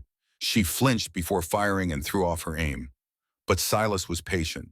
He showed her how to brace herself, how to breathe, how to become part of the weapon rather than fighting against it. After 2 weeks of practice, she hit her first target, a mark carved into a tree trunk 50 yards from the cabin. The surge of pride she felt was almost overwhelming. She'd done something her father had always said she was too clumsy to manage. She'd proven him wrong. Good. Now do it again. She did, and again, until hitting the target became more common than missing. One evening, about 2 months after she'd arrived at the cabin, Abigail was preparing dinner when she realized something had changed. She moved around the small space with confidence now, no longer second-guessing every action. She knew where everything belonged, knew how Silas liked his coffee, knew the rhythm of their days together. More than that, she'd stopped waiting for him to tell her she was failing, stopped bracing for criticism that never came, stopped seeing herself through her father's eyes. She looked down at her hands, rough and calloused now from work. Strong hands, capable hands. Hands that could chop wood and mend leather and bring down a deer at 100 yards. When had that happened? When had she become this person? Silas noticed her studying her hands. Something on your mind? I was just thinking about how different I am now, how different I feel. Different how? She struggled to find words. Like I'm solid, like I take up space in the world, and that's okay. Does that make sense? Perfect sense. He stood and crossed to the shelf where he kept Sarah's journal. He'd shown it to Abigail that once, weeks ago, and then put it away. Now he opened it, flipped through pages, found what he was looking for. Sarah wrote this about a month before she died. He read aloud, "The worst prison isn't made of bars. It's made of other people's opinions. They tell you who you are, what you're worth, and if you believe them long enough, you forget how to believe anything else." He closed the journal. "You're breaking out of that prison. That's what's different." Abigail felt tears prick her eyes, but they were good tears, healing tears. Did she ever break out? She was starting to, but she didn't have enough time. His voice cracked slightly on those last words. He turned away, busying himself with banking the fire. But Abigail had seen the grief flash across his face, raw and still painful despite the years. She wanted to comfort him, but didn't know how. So she did the only thing she could think of. She finished making dinner and set his portion on the table, exactly the way he liked it. Small kindnesses. That was all she had to offer, but maybe it was enough. They ate in comfortable silence. Outside, wind rattled the shutters and snow whispered against the walls. The fire crackled. The lamp cast warm light across the rough-hewn table. This cabin, once so foreign and frightening, had become a sanctuary. After dinner, Silas pulled out a whetstone and began sharpening knives. The rhythmic scrape of steel on stone was soothing. Abigail settled near the fire with a shirt of his that needed mending. Her stitches were getting neater, more even. Another skill learned. "Can I ask you something?" He looked up from his work. Why did you really stay away from the settlement for so long? Was it just grief, or was there more? His jaw tightened. He set down the knife he'd been working on, considering his answer carefully. After Sarah died, I blamed the settlement, blamed their customs, their cruelty, their need to tear people down. But I also blamed myself for bringing her into that world, for thinking love would be enough to protect her from it. He paused, his gray eyes distant. I came up here to escape. Thought if I cut myself off completely, I'd never have to feel that kind of pain again. No attachments meant no loss. But you came back down. For the gathering. I told myself it was just for supplies, that I'd trade my pelts and leave before the ceremony started. But deep down, I think part of me knew what Crawford would do, knew he'd force every man to participate, and maybe some broken part of me wanted to be forced, wanted to have the choice taken away so I wouldn't have to admit I was ready to try again. Try what again? Living. Really living, not just surviving. The honesty in his words took her breath away. This was the most he'd ever revealed about himself, about the scars he carried that matched her own. When I saw you on that platform, he continued, saw the way they were tearing you apart with their laughter. I pushed Sarah, saw another soft heart being destroyed by hard people, and I couldn't let it happen again. Even if all I could give you was safety, isolation, a chance to heal away from their poison, I had to try. You gave me more than that. You gave me myself back. His eyes met hers across the small space. You did that on your own. I just gave you room to do it. They held that gaze for a long moment. Something unspoken passed between them, fragile and new. Then Silas returned to his knife sharpening and Abigail to her mending. But the air felt different somehow, charged with possibility. The next morning brought unexpected visitors. Abigail was feeding the chickens when she heard horses approaching. Her heart leapt into her throat. She ran back to the cabin, calling for Silas. He emerged with his rifle, his expression grim. Get inside. Bar the door. But now she obeyed, her hands shaking as she dropped the heavy bar across the door. Through a gap in the shutters, she watched 3 riders emerge from the tree line. Her stomach dropped when she recognized them. Marcus Webb and his 2 companions. They stopped about 30 yards from the cabin, close enough to talk but far enough to avoid seeming immediately threatening. Webb raised his hand in greeting, that same wide smile on his face. Morning, Thorne. Thought we'd check on you, see how you weathered that last storm. We're fine. Silas stood on the porch, rifle held casually but ready. His entire posture radiated controlled threat. Good to hear. Webb's eyes scanned the cabin, the cleared paths, the smoke rising from the chimney. You and your bride managing well up here? Well enough. That's real good. Because I'd hate to think of a woman suffering up here in the cold. Isolated. No one to help if something went wrong. The words were friendly, but the underlying threat was clear. Abigail pressed closer to the gap in the shutters, her breath fogging the cold glass. My wife is fine. We're well supplied and prepared for winter. I'm sure you are. But winter's long, Thorne. Lot can happen. Accidents, equipment failures. A man alone up here with just a woman for company. It's dangerous. Silas's grip on his rifle tightened slightly. I appreciate your concern, but we don't need anything from you. Now, don't be hasty. Webb leaned forward in his saddle. I'm offering neighborly assistance. If you need help, we're right down at Black Rock Creek, close enough to reach in an emergency. And if I don't want neighbors that close? Webb's smile never faltered, but something cold flickered in his eyes. Then I'd say you're being foolish. Mountains don't care about pride, Thorne. They kill the proud just as quick as the weak. I've survived these mountains longer than you've been trapping them, Webb. That you have. But you were alone then. Now you've got responsibilities. A wife to protect. Makes a man vulnerable. The threat was barely veiled now. Abigail's heart pounded against her ribs. She wanted to scream at them to leave, wanted to grab a rifle herself and drive them away, but she forced herself to stay quiet, to trust that Silas knew how to handle this. I protect what's mine. Silas's voice dropped lower, harder. And I don't take kindly to threats, veiled or otherwise. No threat intended, just friendly advice. Webb straightened in his saddle. but I'll leave you to your peace for now." The last two words hung in the air like a promise of future trouble. Webb and his men turned their horses and rode back into the trees. They moved slowly, deliberately, making it clear they weren't afraid or retreating, just choosing to leave. Silas stood on the porch until they were completely out of sight. Then he came inside, barred the door behind him, and immediately began checking weapons. What did he want? Abigail's voice came out shakier than she'd intended. Silas paused in his work, looking at her with those steady gray eyes. To let us know he's watching. To remind us we're vulnerable up here. To see if I'd scare easily. Will you? No, but we need to be smarter, more careful. He pulled down the shotgun from above the door, checked its load. From now on, you keep a weapon within reach at all times. You know how to use the rifle now. If anyone comes and I'm not here, you don't open the door. You don't negotiate. You just aim through the shutters and make it clear you'll shoot if they try to force their way in. Abigail nodded, her mouth dry. This was a different kind of danger than she'd faced before. Mockery and shame were terrible, but they couldn't kill you. Webb and his men were a physical threat, and the isolation that had felt like sanctuary now felt like vulnerability.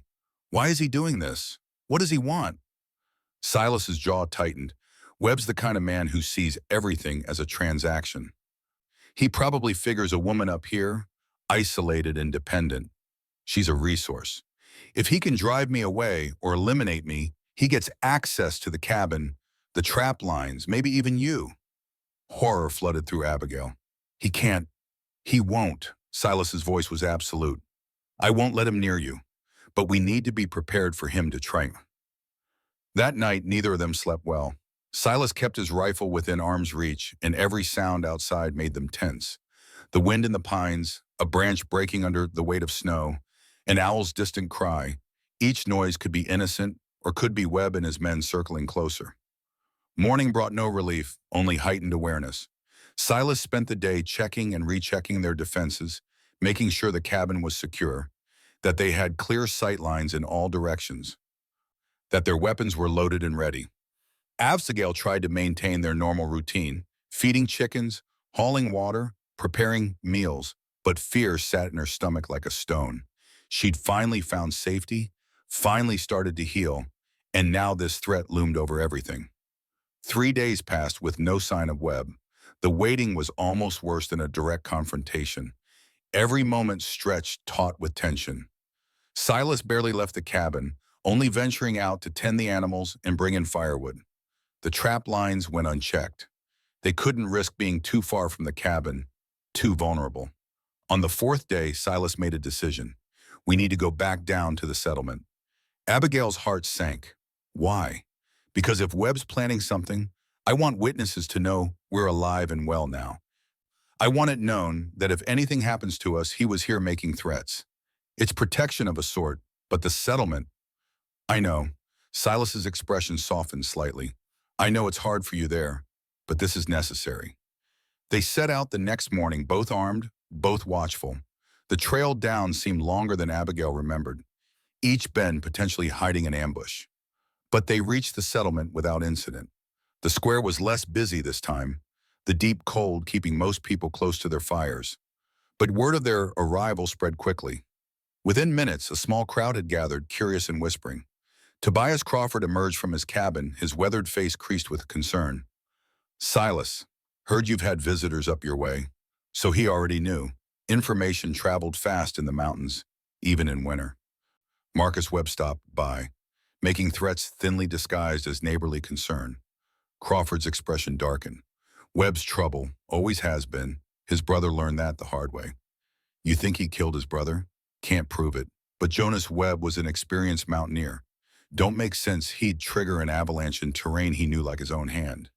Crawford spat into the snow. You watch yourself, Thorne. Webb's patient. He'll wait for the right moment. That's why I'm here. Wanted folks to know we're well, in case Webb tries something and then claims it was an accident. Smart. Crawford glanced at Abigail, who stood slightly behind Silas, her hand resting on the rifle slung across her back. Your woman looks like she can handle herself now. She can. Pride colored Silas's voice. and Abigail felt warmth bloom in her chest despite the cold and the fear. They spent an hour at the provision store, restocking supplies and making their presence known. Abigail noticed people watching her differently now, not with the outright mockery of before, but with a kind of wary respect. She was no longer the pathetic girl who'd stumbled on the platform. She was the woman who'd survived months in the high country, who carried a rifle with confidence, who stood beside Silas Thorne as an equal rather than a burden. Warren Hewitt appeared as they were loading their supplies onto Storm. Abigail's stomach clenched when she saw her father approaching. She hadn't spoken to him since the gathering, hadn't even thought about him much, but seeing him now brought back a flood of old pain. Abigail. His voice was gruff, uncertain. He looked older than she remembered, his face more deeply lined, his shoulders stooped. Father. The word came out formal, distant. They were strangers now, connected only by blood and shared history. You look well. Different. I am different. Warren's eyes flicked to Silas, who stood a few feet away, giving them space but watchful. He treating you right? The question surprised her. There was genuine concern in it, something she hadn't expected. He treats me better than I've ever been treated. He sees my worth. Warren flinched at that, the implied criticism landing hard. Your stepmother says I should. That is, she thinks maybe I was too hard on you. Before, maybe. The word came out sharper than she'd intended. Warren shifted his weight, uncomfortable. I was wrong, about you, about what you were capable of. He gestured toward her, taking in the rifle, the confident posture, the way she held herself. You're stronger than I gave you credit for. Abigail wanted to feel vindicated, wanted this admission to heal something inside her. But all she felt was tired. Tired of caring what he thought, tired of needing his approval, tired of the weight of his disappointment that she'd carried for so long. Thank you for saying that, but it doesn't change anything. You made your choices, I've made mine. Warren nodded slowly. Fair enough. He started to turn away, then paused. If you need anything, if things go wrong up there, you've got family here still. I've got all the family I need. She glanced at Silas as she said it, and something passed between them. Not love exactly, not yet, but partnership, trust. The foundation of something that could become love, if given time to grow. Warren left without another word. Abigail watched him go, feeling a strange mixture of relief and sadness. She'd wanted his approval for so long, and now that she had something like it, she found it didn't matter anymore. She'd built her worth on her own achievements, not his opinion. They rode back up the mountain in silence. The sun was setting, painting the snow pink and gold.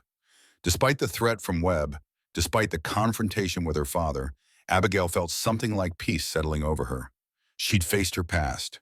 She'd proven herself. She'd claimed her place in this harsh world. Whatever came next, she would meet it head on. Back at the cabin, they settled into their evening routine, but something had shifted between them during the day. Abigail caught Silas watching her while she prepared dinner, his expression thoughtful. When their hands brushed while passing plates, neither pulled away quickly. That night, after the meal was cleared and they sat by the fire, Silas spoke quietly. I'm proud of you, the way you handled yourself today. Your father, the settlement, all of it. I had good training. He smiled, that rare full smile that transformed his face. You had courage. That's not something I can teach. Abigail met his eyes across the firelight. You gave me the space to find it again. That's more valuable than any lesson. They held that gaze for a long moment. Then Silas stood and crossed to where she sat. He held out his hand, that same gesture from the gathering, from their first ride together. But this time it felt different. This time it felt like a choice rather than a rescue. Dance with me. The words were so unexpected that Abigail almost laughed. Here? Now here. Now there's no music. We don't need music. He pulled her gently to her feet. His rough hand found her waist. His other hand clasped hers. They stood like that for a moment, not moving, just existing in this small space where firelight met shadow. Then Silas began to move, slow and steady like the creek in summer. No fancy steps, no practiced grace, just simple movement, one foot then another, turning slowly in the small cabin. Abigail followed his lead, and for the first time in her life, Dancing didn't feel like mockery or humiliation. It felt like joy, like freedom, like claiming something that had been stolen from her and making it hers again. They moved together until the fire burned low and the cold began to creep in. Then Silas stepped back, his hands lingering on her waist for just a moment before releasing her.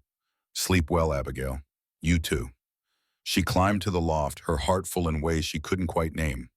Below, she heard Silas settling on his bench, heard the rustle of blankets as he prepared for sleep. And in the darkness, she smiled, because tonight she'd danced, and it had been beautiful. The next week passed quietly. No sign of Webb, no threats, just the steady rhythm of winter life. Chopping wood, hauling water, tending animals, preparing meals. The work was hard but satisfying. Abigail could see the results of her labor in the stocked woodpile, the fed chickens, the warm cabin. She also noticed she was changing physically. The constant work had built muscle in her arms and shoulders. Her hands were calloused but strong. She could split wood now without stopping every few minutes to rest, could haul full water buckets without her arms shaking. Her body was still large, still the shape that had brought so much mockery. But it was capable now, powerful. She was learning to see it as a tool rather than a liability, to appreciate what it could do rather than hate what it looked like. One afternoon, Silas asked her to come check the trap lines with him. They'd been leaving them alone too long, worried about ambush, but they needed the pelts for income and couldn't afford to let them sit empty all winter. They rode out together, both armed, both alert. The trap lines ran along a ridge line about 2 miles from the cabin, through dense forest that provided good cover for game animals. Silas had set snares and deadfalls in a pattern that took advantage of natural animal highways. The first 3 traps were empty, which wasn't unusual, but the 4th had been disturbed, not by an animal but by human hands. The trap was dismantled, its parts scattered across the snow. Silas's jaw tightened. Webb, how do you know? Because this is his style. Intimidation through sabotage. Make us think we're being watched, that we're vulnerable. He knelt in the snow, examining the scattered pieces. He was here yesterday, maybe the day before. Tracks are mostly filled in. Abigail's hand tightened on her rifle. What do? We reset the trap. We check the rest of the line. We don't let him intimidate us. But what if he's still out here? What if he's watching now? Then he sees we're not afraid. Silas's voice was steady, but Abigail could see the tension in his shoulders, the way his eyes constantly scanned the tree line. He was afraid, just better at hiding it.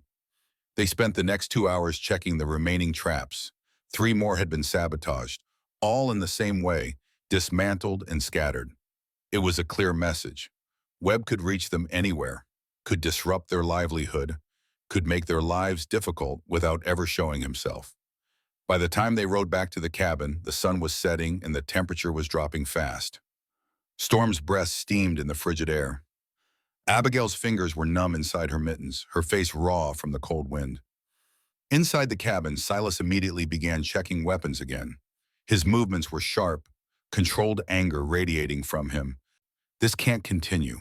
If he keeps sabotaging the lines, we won't have enough pelts to trade come spring. We need that income to buy supplies for next winter.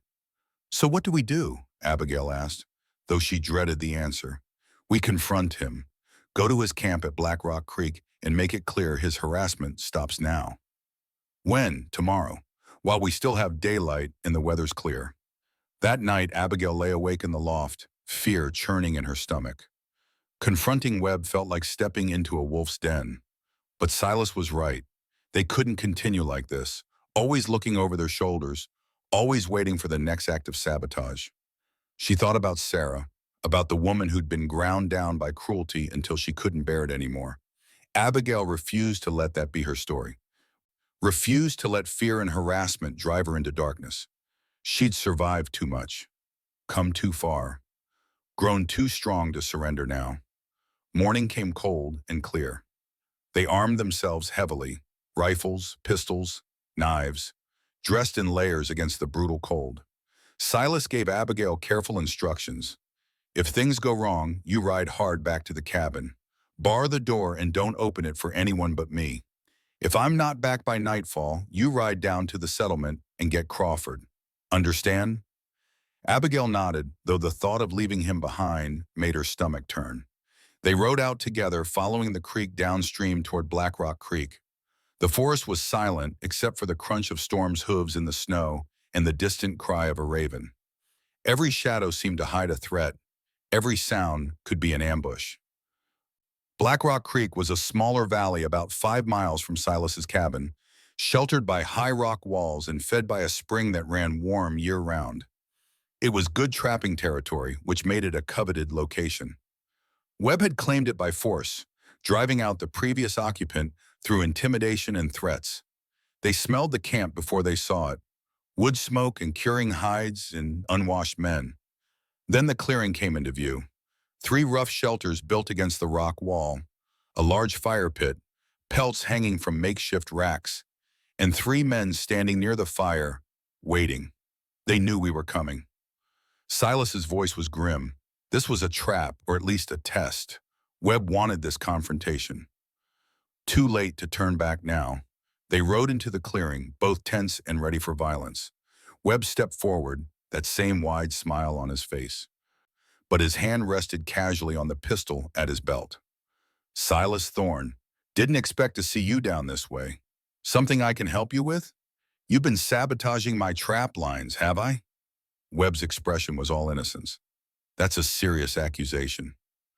3 traps dismantled in the last week. Your tracks all over my territory. Funny thing about tracks in snow, they all look the same after a while. Hard to prove who made them. Silas dismounted in one fluid motion, his hand on his rifle. I'm not here to prove anything. I'm here to make sure it stops. Or what? The challenge hung in the air between them. Webb's companions moved closer, flanking their leader. Abigail's hand tightened on her own rifle. The odds were bad, 3 against 2, and she was still learning to shoot. If this turned violent, they might not make it out. Or I go to Crawford and the Settlement Council.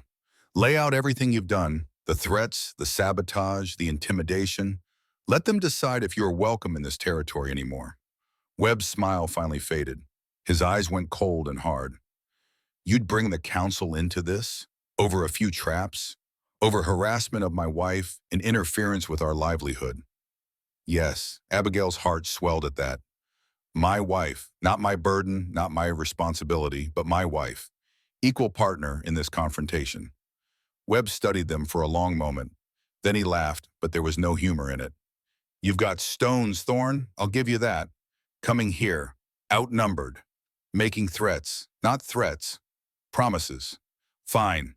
Webb held up his hands in mock surrender. Your trap lines are safe. No more interference. We'll all just be friendly neighbors out here in the wilderness. The words were right, but his tone wasn't. This wasn't over. He was backing down for now, but the threat remained. Glad we understand each other. Silas remounted Storm without taking his eyes off Webb. They began to back the horse toward the edge of the clearing, never turning their backs on the 3 men. Just one thing, Thorne. Webb's voice stopped them at the tree line. Winter's long. Lots of things can happen in winter. Accidents, misunderstandings. A man can't watch his back every minute of every day. The threat was clear. Abigail felt ice slide down her spine. Then it's good I don't have to watch alone. Silas glanced at Abigail as he said it, pride evident in his expression. She sat straighter in the saddle, meeting Webb's cold gaze with one of her own. She wasn't the frightened girl from the gathering anymore. She was a woman who could handle a rifle, who could survive the mountains, who wouldn't back down from threats. They rode away from the camp, moving quickly but not running. Only when they were well out of sight did Silas let out a long breath. That went better than I feared. Better? We're still in danger. True, but we made our position clear. Webb knows we won't be easy victims and that we have allies in the settlement. That might be enough to make him look for easier prey. Might? Silas's expression was grim. With men like Webb, you never know. But we did what we could. Now we stay alert and hope for the best. They rode back to the cabin in tense silence. The confrontation had bought them time, but at what cost? Webb now knew they were willing to fight, which could either deter him or escalate the situation. That night, Silas reinforced the cabin's defenses. He set up a simple alarm system. Bells hung on thin wires around the perimeter, hidden in the snow but ready to ring if anyone approached. Not foolproof, but better than nothing. Abigail watched him work, her mind churning. She'd never imagined her new life would involve this kind of danger. She'd thought the mountains would be harsh but honest, cold in hunger and hard work, yes, but not human malice, not threats and sabotage, and the constant fear of violence. But maybe that was naive. Cruelty existed everywhere, in the settlement with its mockery, and in the wilderness with men like Webb. The difference was that here, she wasn't facing it alone. The weeks that followed were nerve-wracking but uneventful. No more sabotage. No visits from Webb, just the steady progression of winter and the constant work of survival. But the threat hung over them like a storm cloud, always present even when not actively raining down. Abigail threw herself into learning everything Silas could teach her. She practiced with the rifle until she could hit targets at 100 yards. Learned to track animals through the snow by reading their prints and droppings. Studied the plants and herbs that could be used for medicine. Became proficient at tanning hides and preserving meat. She was becoming what these mountains demanded: tough, skilled, resilient. And in becoming that, she was also becoming herself in ways she'd never been allowed to before. One night, nearly 4 months after the gathering, Abigail sat by the fire repairing a torn coat. Her stitches were neat, and even now, the result of countless hours of practice. Silas sat across from her, working on a new pair of snowshoes. "Can I ask you something?" He looked up. "Do you still see Sarah when you look at me?" The question had been building in her for weeks. She needed to know if he still thought of her as a replacement, a second chance to save someone he'd failed to protect. Silas set down the snowshoes. His gray eyes were thoughtful. "At first, yes. That's what drove me to choose you, seeing her pain reflected in you. But no, not anymore. What changed? You did. You became yourself, not an echo of someone else. Sarah was gentle, sweet, fragile in a way the mountains couldn't accommodate. You're different. You're strong. You adapt. You fight." He paused. "She would have liked you, I think. Would have been glad I found someone who could survive what she couldn't." The words settled over Abigail like a warm blanket. She wasn't a replacement. She was her own person, valued for who she was rather than who she reminded him of. "I miss her," Silas continued. "I probably always will, but I'm not trying to bring her back through you. You're your own woman, Abigail, and you're remarkable." Her throat tightened with emotion. "Thank you for saying that. It's the truth." They returned to their work, but the air between them felt different. Lighter somehow, as if a weight they'd both been carrying had finally been set down. That night, lying in the loft, Abigail thought about the journey she'd been on. 4 months ago, she'd stood on that platform convinced she was worthless, convinced no one would ever want her, convinced her life would be nothing but mockery and shame. Now she lay in a cabin high in the mountains, married to a man who saw her strength, surrounded by evidence of her own capabilities. She'd learned to shoot, to track, to survive. She'd faced threats and stood her ground. She'd claimed space in the world and refused to apologize for it. The girl who'd stumbled on that platform was gone. In her place was a woman who could face whatever came next with courage and determination. And whatever came next, she suspected, would involve Marcus Webb. The threat hadn't disappeared. It had only gone quiet, waiting for the right moment to strike. But when it did, Abigail would be ready. Spring came late to the high country, but when it finally arrived, it brought new dangers along with the melting snow. The trap lines needed constant attention now as animals emerged from their winter dens. The garden plot needed preparation for planting. The cabin roof needed repair where ice had damaged the shingles. Silas and Abigail worked from dawn until dark, making up for lost time. The threat from Webb had faded into background worry rather than immediate fear. No sabotage in months, no visits, no signs of trouble. That should have been reassuring. Instead, it made Abigail more nervous. Men like Webb didn't simply give up and move on. They waited for opportunities. One morning in early April, Silas announced he needed to ride down to the settlement for spring supplies. Seeds for planting, salt for preserving meat, ammunition to replace what they'd used during the winter. The trip would take most of the day. "You're not coming with me this time," Abigail looked up from the bread dough she was kneading. Why not? Because someone needs to stay and watch the cabin. And because I need you to check the southern trap line while I'm gone, we can't afford to let them sit another day. Alone, you're ready. You know the route, you know how to reset the traps, and you can shoot straight if you need to. He met her eyes. I trust you. Those 3 words meant more than any lengthy speech could have.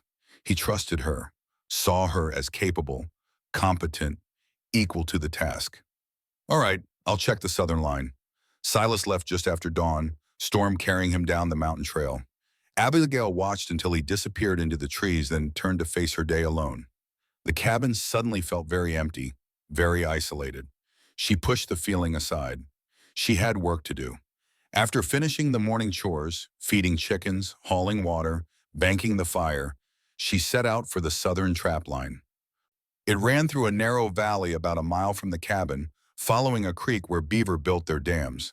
Silas had shown her the route twice, made her memorize landmarks, taught her to read the terrain.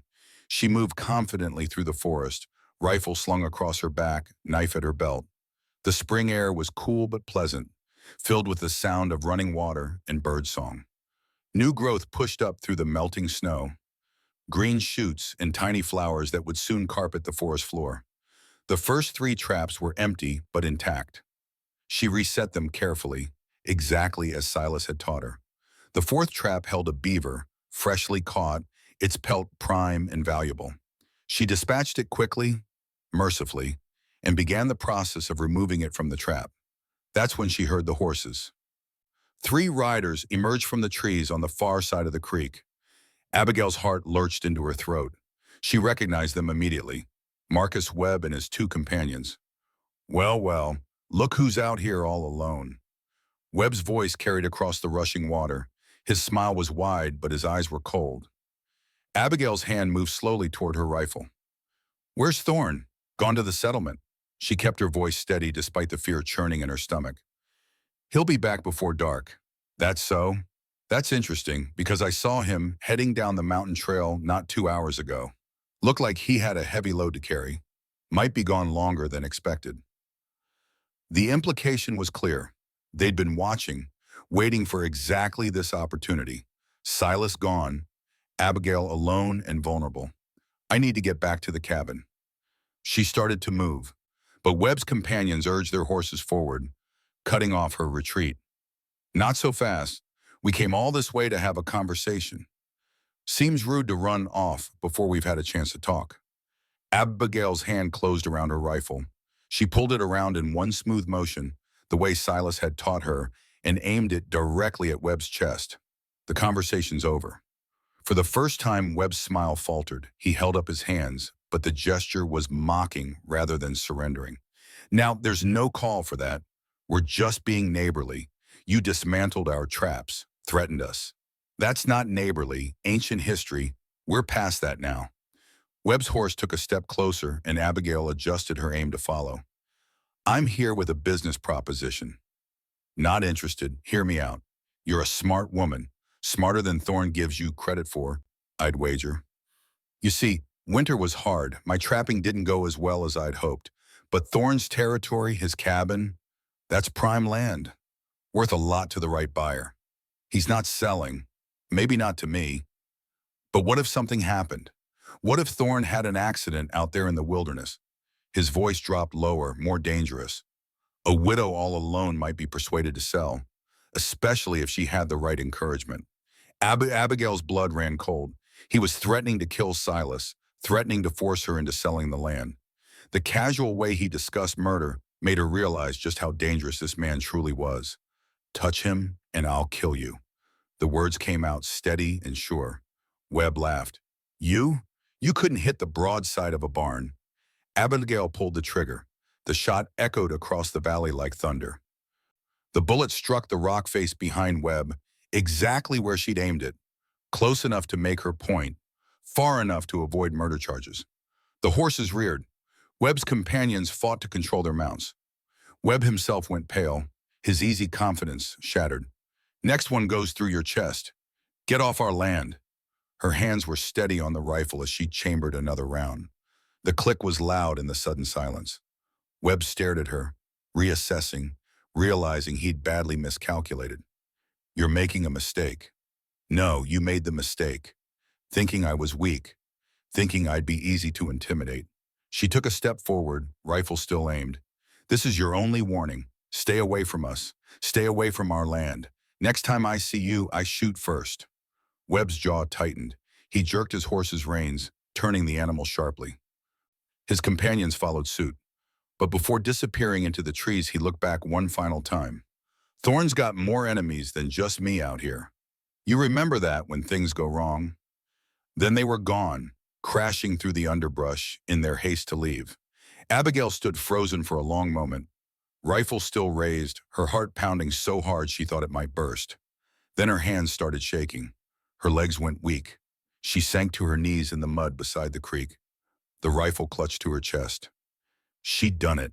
She'd stood up to Webb, driven him off, protected herself and Silas. But the cost was high. They'd made a powerful enemy, and Webb's parting words suggested there were others like him out here, other men who saw their land as something to be taken. After several minutes, she forced herself to stand. She retrieved the beaver from the trap, slung it over her shoulder, and began the long walk back to the cabin. Every shadow seemed to hide a threat now. Every sound made her jump, but she made it back safely. Once inside, she barred the door and checked every weapon, making sure they were loaded and ready. Then she settled near the window with the rifle across her lap and waited for Silas to return. The sun crawled across the sky with agonizing slowness. Hours passed. Abigail's mind conjured 100 terrible scenarios. Silas ambushed on the trail, Webb circling back with reinforcements, the cabin surrounded. But when hoofbeats finally sounded on the trail, it was Silas alone, storm-laden with supplies. Abigail threw open the door and ran to meet him. He took one look at her face and was off the horse in an instant. What happened? Webb came, while you were gone, threatened us, threatened you, tried to force me to agree to sell the land after he killed you. Silas's expression went dark and dangerous. She'd never seen him look like that before, like barely controlled violence ready to explode. Did he touch you? No, I shot at him, drove him off. You shot at him? Abigail nodded, and to her surprise, Silas pulled her into a fierce embrace. His arms wrapped around her, solid and warm, and she felt some of the fear that had been coiled tight in her chest finally begin to ease. You did exactly right. His voice was rough with emotion. You protected yourself, protected our home. I'm proud of you. He said there are others, other men who want our land. Silas pulled back, his hands on her shoulders, his gray eyes intense. Then we make sure they know what happened today. Make sure they know you're not defenseless, that we're not easy targets. He paused. But first, we need to report this to Crawford and the Settlement Council. Webb threatened murder. That's beyond simple harassment. The next morning, they rode down to the settlement together, both armed, both alert. The square was busy with spring activity, traders arriving with goods from the lower valleys, families preparing their gardens, children playing in the muddy streets after months of being trapped inside by snow. Tobias Crawford listened to their story with a grave expression. When Abigail described firing the warning shot, his bushy eyebrows rose. You faced down Webb and two of his men, alone. It was him or us. Crawford nodded slowly. Webb's been trouble for years, but this crosses a line. Threatening murder for land, that's beyond what we tolerate here. He stood and called for several other men, leaders in the settlement. Within an hour, they'd assembled an informal council. The decision was swift and unanimous. Marcus Webb was banned from the territory. He had 1 week to pack his camp and leave. If he was found in the area after that, he'd be arrested and tried for his threats.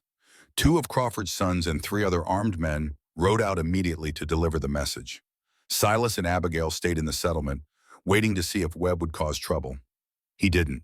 3 days later, word came back that Webb and his companions had packed up and left, heading south toward Colorado territory.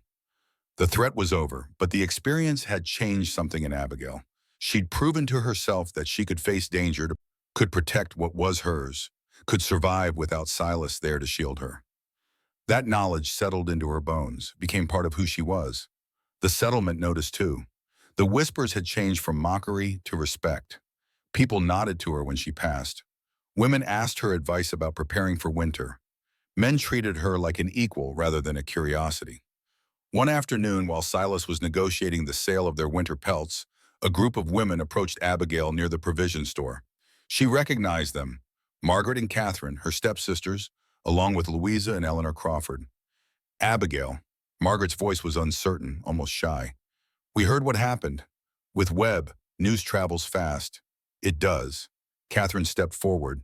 We wanted to say, that is, we're sorry for how we treated you before. At the gathering and before that. Abigail studied them, these women who'd watched her be mocked and never said a word in her defense. Part of her wanted to reject their apology, to hold on to the hurt they'd caused. But another part, the part that had grown strong in the mountains, understood that holding on to pain only gave it power over you. Thank you for saying that, Eleanor Crawford spoke up, her voice earnest. You're an inspiration to us. Truly, you prove that a woman can be more than just pretty and graceful. That strength comes in different forms. We were taught to mock anything different. Louisa's cheeks were flushed, to compete with each other instead of supporting each other. But you showed us something different is possible. The words touched something in Abigail's heart. These women weren't her enemies anymore. They were just people, flawed and trying, shaped by the same harsh world that had shaped her. We all do what we must to survive. Some of us just take longer to figure out what that means. The women nodded, and something passed between them. Not quite friendship, but understanding. A beginning, perhaps, of something better than what had existed before. That evening, as Silas and Abigail prepared to ride back up the mountain, Tobias Crawford stopped them. There's a spring gathering in 2 weeks, celebration of planting season. Music, dancing, food. He looked at Abigail. You should come. Both of you. Abigail's stomach clenched. The memory of the last gathering, the mockery, the humiliation, the laughter, was still fresh and painful despite everything that had happened since. I don't know if you should come. Crawford's voice was firm but kind. Show them who you've become. Show them that their cruelty didn't break you. He's right. Silas's voice surprised her. She turned to look at him. You faced Webb alone. You can face a gathering, but they'll laugh again. They'll let them try. His eyes were steady, confident. You're not the same woman who stood on that platform 5 months ago, and I think it's time everyone saw that. The ride back up the mountain was quiet. Abigail's mind churned with fear and anticipation. Part of her wanted to refuse, to stay safe in the cabin where no one could mock her. But another part, the part that had driven off Webb, the part that had learned to shoot and trap and survive, that part wanted to go back, wanted to face them, wanted to claim her victory. That night, lying in the loft, she made her decision. She would go to the gathering, not to prove anything to them, but to prove something to herself, that she could return to the place of her greatest humiliation and not be destroyed by it. The 2 weeks passed quickly. Spring work consumed their days, planting the garden, repairing winter damage, cleaning and organizing after months of being trapped inside. But underneath the routine, anticipation built like water behind a dam. The night before the gathering, Silas did something unexpected. He went to a chest in the corner of the cabin, the same one where he kept Sarah's journal, and pulled out a bundle wrapped in oilcloth. Sarah made this, never got to wear it. He unwrapped the bundle to reveal a dress, deep green wool with delicate embroidery around the collar and cuffs. It was beautiful, finely made, clearly the work of someone with skill and patience.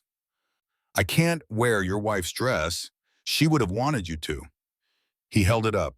She made it for special occasions, for gatherings and celebrations. She'd be glad it was being used instead of sitting in a chest gathering dust. Abigail took the dress with trembling hands. It was the most beautiful piece of clothing she'd ever seen, let alone owned. The wool was soft, the embroidery intricate. Sarah had put love into every stitch. The next morning, Abigail dressed carefully. The green dress fit surprisingly well, only slightly loose in the waist. She braided her hair neatly and even pinned some early wildflowers into it at Silas's suggestion. When she looked at her reflection in the small mirror, she barely recognized herself. The woman looking back was strong, confident, capable. Her face had lost the soft roundness of constant fear. Her eyes were clear and direct. Her shoulders were straight. This was a woman who could face anything. They rode down to the settlement together, both dressed in their best.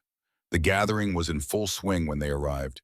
Music from fiddles and guitars, long tables laden with food, children running and playing, adults talking and laughing. Heads turned when they rode in. Conversations stopped mid-sentence. The music faltered briefly before picking up again. Silas dismounted first, then helped Abigail down. This time, when his hands lingered on her waist, it felt natural. Right. They stood there for a moment, facing the gathering together. Ready? She took a deep breath. Ready. They walked into the crowd, and Abigail felt every eye on her. But this time, the weight of those stares felt different. There was surprise, yes, and speculation, but also a kind of grudging respect. She'd survived, more than survived. She'd thrived. And they could see it. They moved through the gathering, greeting people, accepting congratulations on driving Webb away. Abigail found herself actually enjoying conversations, no longer shrinking from attention, but meeting it head on. Then she saw him, her father, Warren, standing near one of the food tables with Constance. Their eyes met across the crowd. For a moment, neither moved. Then Warren nodded slowly, a gesture that held acknowledgement, if not quite approval. Abigail nodded back. They would probably never be close, would never recover the relationship they'd had before her mother died. But maybe that was okay. Maybe some bridges were meant to stay burned so you could move forward instead of back. The music swelled as the sun began to set. People moved toward the open space that served as a dance floor. Couples paired off, beginning to dance to a lively reel. Abigail felt her stomach tighten. Dancing. Of course there would be dancing.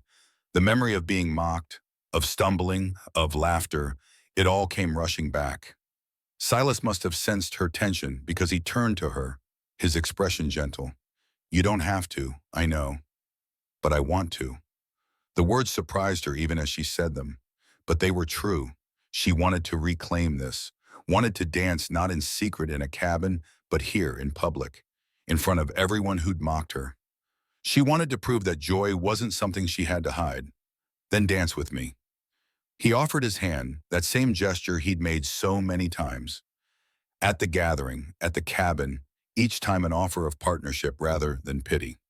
She took it, her rough palm against his, and let him lead her toward the dance floor. People noticed. Of course they noticed. The music faltered slightly. Conversations died. Everyone turned to watch as Silas and Abigail stepped onto the dance floor. Abigail's heart hammered in her chest. Her palms were sweating. Every instinct screamed at her to run, to hide, to protect herself from the coming mockery.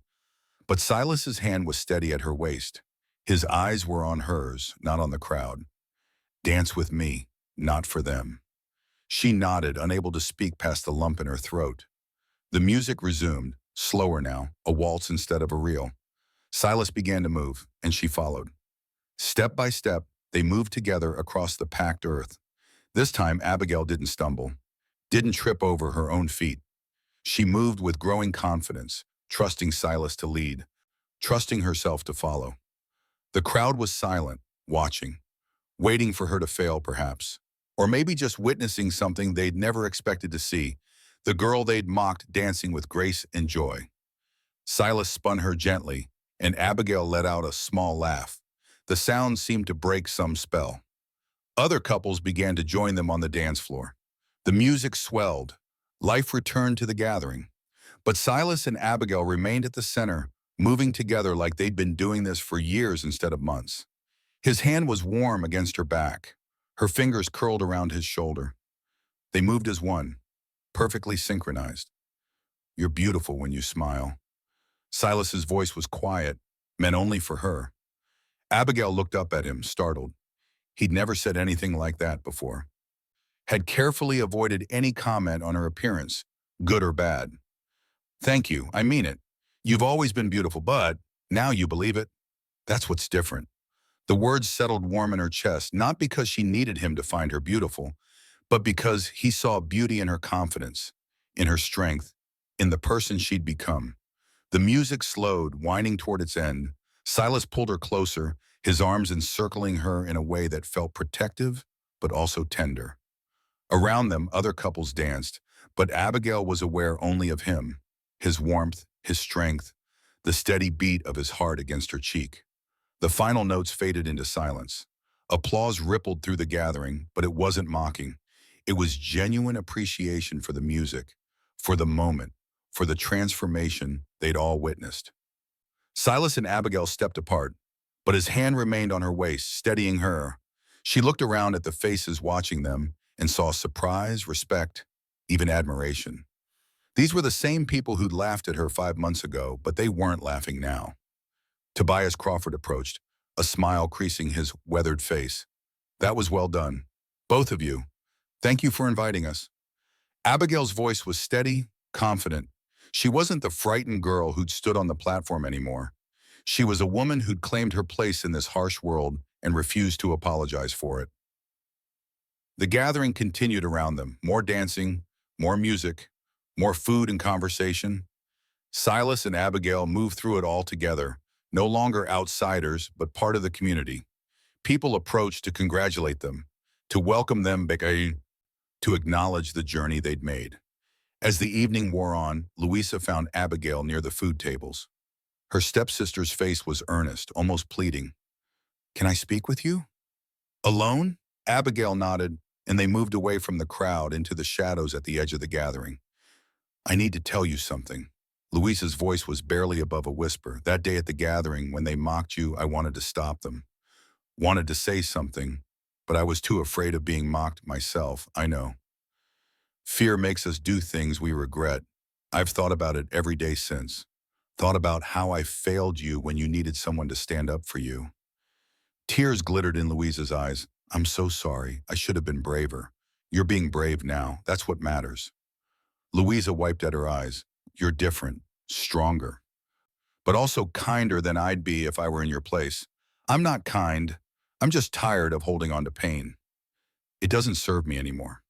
The words were true. Abigail had carried her pain for so long, let it define her, shape her. But in the mountains, working beside Silas, building a life from nothing, she'd learned that pain was a choice. She could hold on to it or she could let it go. And letting go meant freedom. Louisa hugged her impulsively. Thank you for showing us what real strength looks like. After her stepsister left, Abigail stood alone for a moment, looking up at the stars beginning to appear in the darkening sky. The same stars that shone over the cabin, over the mountains, over this vast territory where she'd found herself. She heard footsteps behind her and turned to find Silas approaching. Ready to go home? Home. The words settled warm in her chest. Yes, let's go home. They made their farewells and mounted Storm together. The gathering continued behind them as they rode up the trail toward the mountains, toward their cabin, toward the life they'd built together. The ride was quiet, comfortable. Abigail's arms wrapped around Silas's waist, her cheek resting against his back. She felt peaceful in a way she'd never experienced before, as if all the broken pieces of herself had finally been put back together. When they reached the cabin, Silas helped her down from the horse. But instead of releasing her immediately, his hands lingered on her waist. He looked down at her, his gray eyes reflecting starlight. Thank you for coming tonight, for being brave. Thank you for giving me a reason to be brave.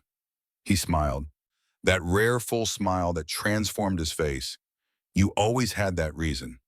You just needed time to find it. They stood like that for a long moment, the space between them charged with possibility. Then Silas leaned down slowly, giving her time to pull away if she wanted. She didn't want to. His lips met hers in a kiss that was gentle, tentative, asking rather than demanding. Abigail kissed him back, her hands moving to his shoulders, anchoring herself to this moment, this man, this life she'd claimed for herself. When they pulled apart, both were breathing hard. Silas rested his forehead against hers. I love you, Abigail. Not because you remind me of Sarah, not because I needed to save you, but because of who you are. Your strength, your kindness, your courage, all of it. The words wrapped around her heart like a warm blanket. I love you too.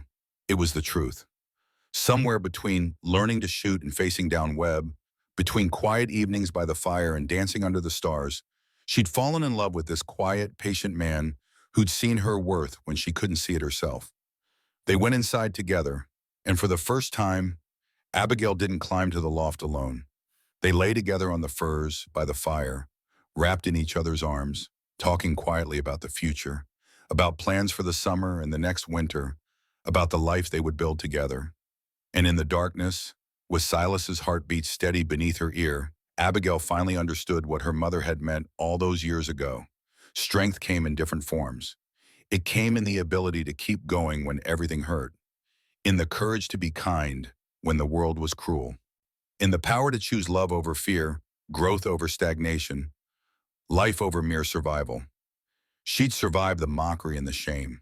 She'd survived the wilderness and the threats. She'd survived everything the world had thrown at her.